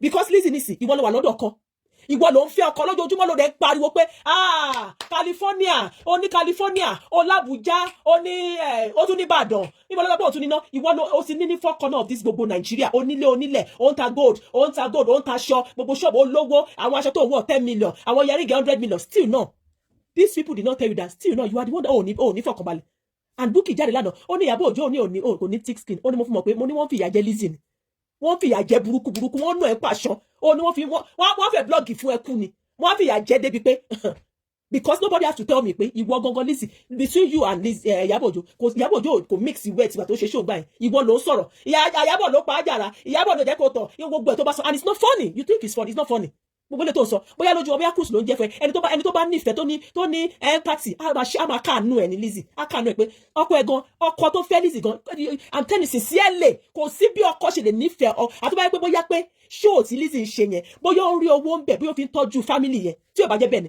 kò sí bí ọkọ ẹ ṣe lè nífẹ̀ẹ́ tó jẹ́ pé ó lọ́ọ̀fẹ́ tó jẹ́ ọjà àyàn ọkọ ẹ̀ tí ò ní lè pè é pé at least kó fi nǹkan kan tó jẹ́ kó fi dẹ́rù bà ẹ́ kó fẹ́ sọ pé òkè ẹ tí ò bá tó bá because ìbá sọ̀rọ̀ ní sẹ́yìn pé á sọ pé ó fẹ́ kó stop show yẹn ni kó bá wù kó má stop show kó má ṣe lọ wàhálà ti yẹn nìyẹn bọ́bí tí mò ń lọ pé ká pé ọkọ tó fẹ́ràn ẹ a ní ìkọ̀kọ̀ tó jẹ́ pé ẹ cherish nínú relationship yẹn ẹ cherish nínú marriage yẹn tó mọ̀ pé ó jẹ́ pé àyàn ọkọ ni a fi dẹ́rù bẹ́ẹ̀ pé tó o bá ṣe kinní ó ti tó ó ti jà tó ṣé gbogbo èpè tó ti ṣẹ́ yẹn ó tí ó at least ó yẹ kó wò pé kó ti ṣiṣẹ́ ọkọ tó fẹ́ràn ṣé tòótọ́ ni àfi tó bá yẹ pé bóyá pé bó ṣe ń ṣe show yẹn Lizzy Anjorin ó ń pa owó ọkọ yẹn ìwọ àti ọkọ ẹ fi ń jẹun because mo gbọ́ pé bóyá ẹ rí owó lórí ẹ̀ because I've kò sí bí I don't know how much love the man will get as in for you. I don't know how much more, as in how much love the man will, as in how for you. The man will not be able to caution you, and as in have something to like scare you with. Okay, if you did not do this thing, say I will do this, I will do this. Biti fair one yẹn. So that means, I feel only most of it, but I feel to bá jẹ́ pé mi owó yẹn, ẹ fi ń jẹun, ẹ fi say this long ago. Yes. After I go wọ́n fi owó yẹn Lizzy show tó ń ṣe wọ́n jọ fi ń jẹun ni wọ́n rí owó ń bẹ̀ because mo post about aṣọ láìpẹ́ pé ó ní wọ́n lè máa rí bóyá million something bóyá ní a month of course á tó fún wọn yes I think that would be the reason why the man cannot stop mi ò tí ì rí irúfẹ́ yẹn wọ́n love èmi gan I am loved at home. So I remember one time I didn't want to say much, but your husband will be able to tell you, no, I don't back in the me ni ṣe báyìí. Wàá wò pé ọkọ ẹ fẹ́ràn and you don't want to lose your home, you don't want to lose your joy, you don't want to lose something as in your husband, your children, your family is so special to you. You don't want to lose it. So you have to like ask of ó ti tó. Ask of pé ìyàwó mi ó ti tó kí ó ti jà tó. Pẹ̀lẹ́ kíní kan because the same thing ló sọ every day. The same thing also every day the same thing Lizzy Anjorin sọ 2019 ó gba document mi tó bá yálẹ̀ ní wá sọ lámbà kan lẹ́ẹ̀lẹ́ tó bá lọ́wọ́ tó sọ lámbà mi bá lọ́wọ́ tó sọ lámbà mi ojoojúmọ́ lámbà mi ọmọ fún and wàá tún máa sọ débi pé ó fẹ́ kí etí wa kó ṣiṣẹ́ mo ṣe sọ fún yín ẹ̀yin torí yóò ti fẹ́ burú fẹ́ gbọ́ a lè gbọ́ because there is no iota of truth nínú nǹkan tó ń sọ. That's why I say there's something you are saying you are feeding your family with that thing that is why ọkọ ò lè sọ fún ẹ pé no pé pẹ̀lẹ́ ó ti tó. Because the same thing also every day wà á jáde lẹ́ẹ̀mẹ́ta lójúmọ́ and things still change kò sí nǹkan tó change ìyẹn ò ní kí Iyabo Ojo má rìn ìyẹn ò ní kí Iyabo Ojo má ṣe nǹkan ìyẹn ò ní àwọn ọmọ yẹn wọ́n dàgbà Ọlọ́run adúpẹ́ Olúwa ṣe kò sọ́mọ kankan tó kú kò sọ́mọ tó ṣàìsàn kò sọ́mọ tó gbóná sódì adúpẹ́ lọ́wọ́ Ọlọ́run gbogbo èpè tó ń ṣe ààrẹ ló ti yàn and I must tell you ìwọ ló ń forí gbé inú ilé ẹ ló ti ń ṣe kò bá jẹ́ ṣọ́ọ̀bù ẹ ló wà kò bá jẹ́ níwẹ̀ ìwọ ló wà ń bẹ̀ tó ń gbọ́ tó ń sọ tó ń tutọ́ tó ń ṣe gbogbo ìwọ ló ń gbé you don't know if you know who is God ní máa ṣe pé na because wàá tún máa pé àdàbí àdàbí bí mi ò tiẹ̀ kí ń lò àdàbí yẹn túmọ̀ sí pé tó bá jẹ́ pé mo ṣe bẹ́ẹ̀ wọ́n á tún máa sọ pé gẹ́gẹ́ pé Esabod kọ́kọ́ ṣépè yes I am not siding Esabod but Esabod kan ló kọ́kọ́ ṣépè fún ọmọ Lizzy òun kọ́ Lizzy ló kọ́kọ́ lọ kó gbogbo àwọn ọmọ ìgbà yẹn Kwame even including Bukky Jesse ìgbà yẹn ló lu ṣẹ́rẹ́ mọ́ lórí Lizzy ló kọ́kọ́ kò ṣe I am not siding Esabod but lórí eléyìí sẹ́ Esabod kan ló kọ́kọ́ ṣépè fún ọmọ ẹ̀ ìwọ ló kọ́kọ́ kó gbogbo àwọn ọmọ Kwame Dorcas Bukky Jesse gbogbo wọn ló kó sí owó ló kó ń gbà ìwọ ló kó gbogbo ẹ̀ ló ṣe wàá tún máa sọ tó bá jẹ́ pé gbà mí tó bá cut I just want to listen to what you are saying ọmọ sọ pé tó bá jẹ́ pé ọ̀gẹ́rẹ́ o ilẹ̀ o Ọlọ́run ló dálẹ̀ náà ọ̀rọ̀ tó sọ you think it's funny Lizzy Anjorin you think what you are saying you think you are just saying it lójú ara ẹ̀ bó ṣe wà ní Lizzy Anjorin ṣọlá pé lójú ààrẹ ó rò bóyá nǹkan tó ń sọ yẹn you think lójú mi mọ̀ bóyá ọkọ̀ ròbó ń funny àbí pé ọkọ̀ ròbó ń sọ or ọkọ̀ fẹ́ proof pé so that and the reason why you are cursing every day do you know the reason why you are cursing every day Lizzy ó rò bóyá pé the more you are cursing you want people to believe you the more you curse you are because ó rò pé bó ṣe ń ṣe pé yẹn àwọn èèyàn á máa sọ pé tí àti Iyabo Ojo ò bá ṣẹ́ tí Esabod ò bá ṣẹ́ tí àwọn gbogbo àwọn tó dé wọn náà tí Fọlá ò bá ṣẹ́ kò ní máa ṣépè báyìí now because mo máa ń rí àwọn comments bẹ́ẹ̀ tó máa ń sọ bẹ́ẹ̀ that is the reason why you kept on cursing because o believe pé tó ṣe ń kọ̀ sí yẹn àwọn èèyàn máa rò pé ọmọbìnrin tó ń ṣépè lójoojúmọ́ sẹ́ àti ìwà yìí pé bí wọ́n ṣe nǹkan fún kò ní máa dúró yẹn ṣépè that is the reason why tó mú ọ̀rọ̀ ìpè yẹn ló mú lókùnkúndùn ló fi ń ṣépè and you think lójú ara ẹ pé you are doing it for God you don't mọ̀ Bible gan sọ mọ̀ heaps of iná tó fi ń wà lé ara ẹ lórí mo máa ń sọ kinní kan wàá máa sọ pé pósí mo ń sọ pé Lizzy rọra ṣe bóyá àwọn tó ń support yẹ o àwọn tó ń support yẹ bóyá wàá pín fún wọn because the more you are doing it tó ṣe ń pọ̀ bóyá wàá pín fún àwọn tó ń support yẹ bóyá títí ilé ẹ̀ tó bá ti pín tán wàá pín fún àwọn tó ń support yẹ because ìwọ ló pè náà òun pe pósí òun bẹ Ọlọ́run kọ́ lọ́run kó jọ tó bá dẹ̀ ń padà bí yẹn ṣé àwọn tó ń sọ tòótọ́ lọ́kàn rẹ̀ àbí you just want to prove the more you are cursing òun fẹ́ káwọn èèyàn bí ni pé yes ó dùn ní tí ò bá dùn kò ní máa ṣe pé nǹkan tó mú ẹ kó máa ṣe nìyẹn and to you think it's funny my dear máa sọ pé my dear Oh yeah. I know ẹ ṣe mí. Oh mọ̀ pé tó ṣe tó rò bóyá wọ́n ṣe pé tó ń pe àwọn ọmọ millions of abiyamọ tó stand in gap fún àwọn ọmọ yẹn ó mọ̀ pé wọ́n pọ̀. The more you are doing it tí ẹ ti wá ń gbọ́ à ń sọ fún Ọlọ́run pé à ń dá padà àwọn abiyamọ tá dúró tí wọ́n gbanú wọn mú. The more ìwọ nìkan wàá máa sọ ọ̀pọ̀lọpọ̀ millions of abiyamọ wọ́n ń dá padà. Ọmọ fi sọ pé kò rọra ṣe ìwọ nìkan ló ń sọ ọ̀pọ̀lọpọ̀ abiyamọ ni wọ́n fi ti àwọn gbọ́ wọ́n ń dá padà wọ́n pọ̀ wọ́n gbàdúrà. Do you think àwọn tó ọmọ pé àwọn yẹn máa gbàdúrà fún àwọn ọmọ yẹn owó ọmọ ọmọ ọmọ káwọn tí ọmọ wọn rí wọn ní quiet time wọn nígbà tí wọ́n gbàdúrà ní church ni o anywhere ni o ìgbà tí wọ́n rìn ni o because mo ń ṣe wọ́n gbàdúrà lórí àwọn ọmọ yẹn pé Ọlọ́run a gbọ́dọ̀ jí ká gbọ́ burúkú lórí àwọn èso yìí sẹ́ a gbọ́dọ̀ jí etí wo gbọ́dọ̀ gbọ́ burúkú lórí àwọn ọmọ yìí ojú ò gbọ́dọ̀ tì wá lórí àwọn ọmọ yìí Ọlọ́run ọ̀nà mọ̀jẹ̀ ká gbọ́ lábú lórí àwọn èso yìí Lizzy ò gbọ́dọ̀ gbèrè ayọ̀ lórí àwọn ọmọ yìí àwọn abiyamọ tó ń gbàdúrà lórí on behalf they are standing in gap for these children ìwọ nìkan ló ń sọ ọ̀pọ̀lọpọ̀ millions of abiyamọ wọ́n dìde for them ọmọ àwọn tó rìn tó ń sọ àwọn tó rìn tó ń gbàdúrà tó bá kọ̀ rántí ọ̀rọ̀ bó ṣe máa ń ṣépè burúkú yẹn wọ́n tún rántí wọ́n tún máa gbàdúrà wọ́n máa fi ọkàn wọn gbàdúrà Ọlọ́run a gbọ́dọ̀ jí lórí àwọn ọmọ Esabod yes lórí àwọn ọmọ Esabod even lórí ọmọ tiẹ̀ náà because sincerely because I don't wish your mi mọ́ bó ṣe fẹ́ gbé because mo mọ̀ kó wàá gbé wàá forí ara ẹ̀ gbé but mi mọ́ bó ṣe fẹ́ forí ara ẹ̀ gbé mi ò mọ̀ a gbọ́dọ̀ gbọ́ burúkú lórí èso Ìyábọ̀ Òjó a gbọ́dọ̀ gbọ́ burúkú lórí ọmọ Fọlá lórúkọ Jésù a gbọ́dọ̀ gbọ́ burúkú lórí ọmọ Dorcas a gbọ́dọ̀ gbogbo àwọn tó ń ṣépè fọ́tà ọmọ yẹn millions of abiyamọ tó ṣe ń rìn now anytime tó bá kọ if it come to their lórí wọn kàn máa dápa wọn kàn máa sọ pé lie no we send it back to sender. You think it's funny? You want to prove to people. You want to come out every day. Wọ́n máa porúkọ àwọn ọmọ yẹn. Wọ́n máa sọ ẹ̀tọ́ bí ní 38, tọ́ bí ní 101, 2011, kìíní kan máa ṣépè. It's a pity. Lizzy no Iyabo did not know before. It was because she lied against Iyabo. Bílẹ̀ ló mú wálé láti Abuja ṣe ló lọ fake. Mo gbọ́ lánàá Adekran mo gbọ́ lánàá tó sọ pé adílẹ́dì yẹn Lizzy ṣe àní mo máa sọ pé tí ó bá jẹ́ pé kò ń ṣe ọ̀rọ̀ ìpè yẹn ní ṣé orílẹ̀-èdè yẹn mo kàn máa wò pé ṣé Lizzy ṣé rí pàṣọ ọ̀rọ̀ ló máa rí Lizzy máa ń rò bóyá àgbà mi sì máa kàn gbọ́rọ̀ ẹ̀bẹ̀ máa kàn àti gbọ́. I don't know. I sell all my property in Abuja. I am no more in Abuja again. I don't have address. I don't know. Ṣé ti sáré ta ṣọ́ọ̀bù yín ní Abuja ni? Ṣé ti sáré rìtà ni?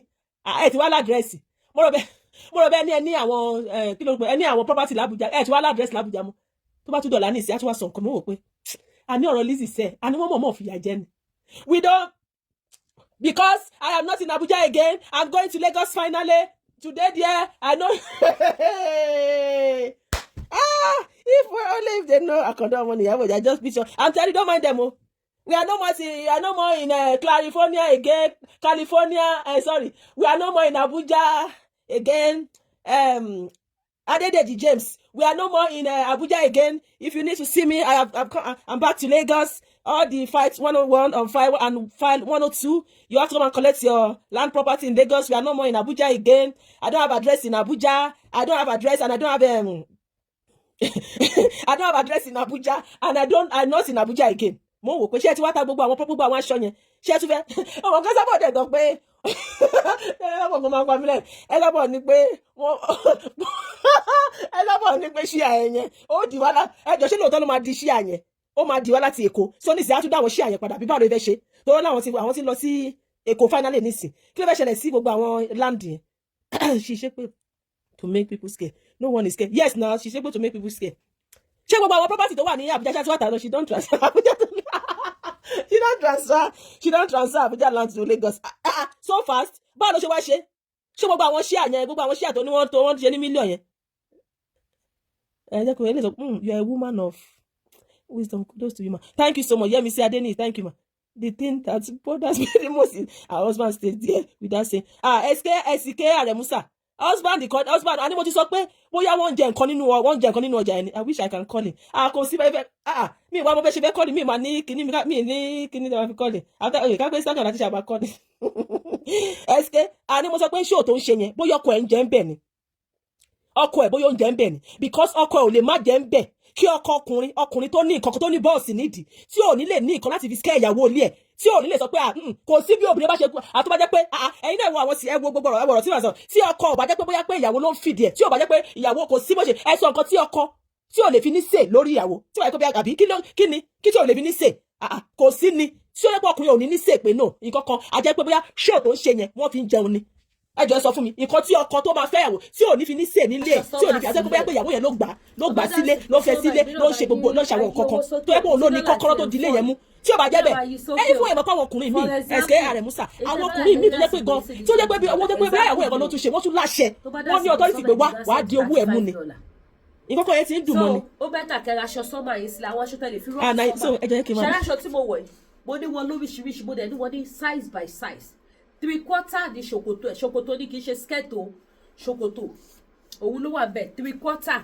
ṣòwò nìyí mo dẹ̀ ní wọn ní size by size lóríṣiríṣi ẹ̀yin tẹ́ bá ṣọ́ra size yìí wà ẹ̀yin tẹ́ lo size 14 ẹ̀yin tẹ́ lo size 16 mo ní aṣọ ìfún yín kò wá ṣe láwọn eléyìí kan ni mo ní tẹ́lẹ̀ fi rọ́ọ̀kì sọ́mà o mo tún wá ní àwọn kan mo kàn mọ́mọ́ mi ò display yẹn due to this period pé àsìkò tútù la wà yìí ṣe rí àwọn aṣọ yẹn tó bá di àsìkò sọ́mà ṣe rí gbogbo showroom mi gbogbo àwọn bèbí oníke mo pé lọ́la yìí gbogbo àwọn ike yẹn òun ni máa tò wọ́n sí máa kó gbogbo èmi làwọn dàbọ̀lẹ̀ yẹn kúrò because they are very beautiful máa wá ṣe ní ìṣe tó yẹ pé oníkálukú ọmọdé bẹ́ẹ̀ á máa ṣe kàmí bí mo ṣe máa tò wọ́n nìyẹn so èyí tẹ́ bá ní ìdáwọ́ aṣọ yẹn you can call me ẹ pè mí ẹ̀yin ìyá mi ẹ pè mí máa display wọn fún yín materials mixed with àdìrẹ ni and they are very lovely very lovely tí bá sọ fún yín pé kò lovely trust me òyìnbó gan ti rà nínú ẹ tó sọ fún yín pé I will use this one during the summer mo ní yí ẹ aṣọ summer ni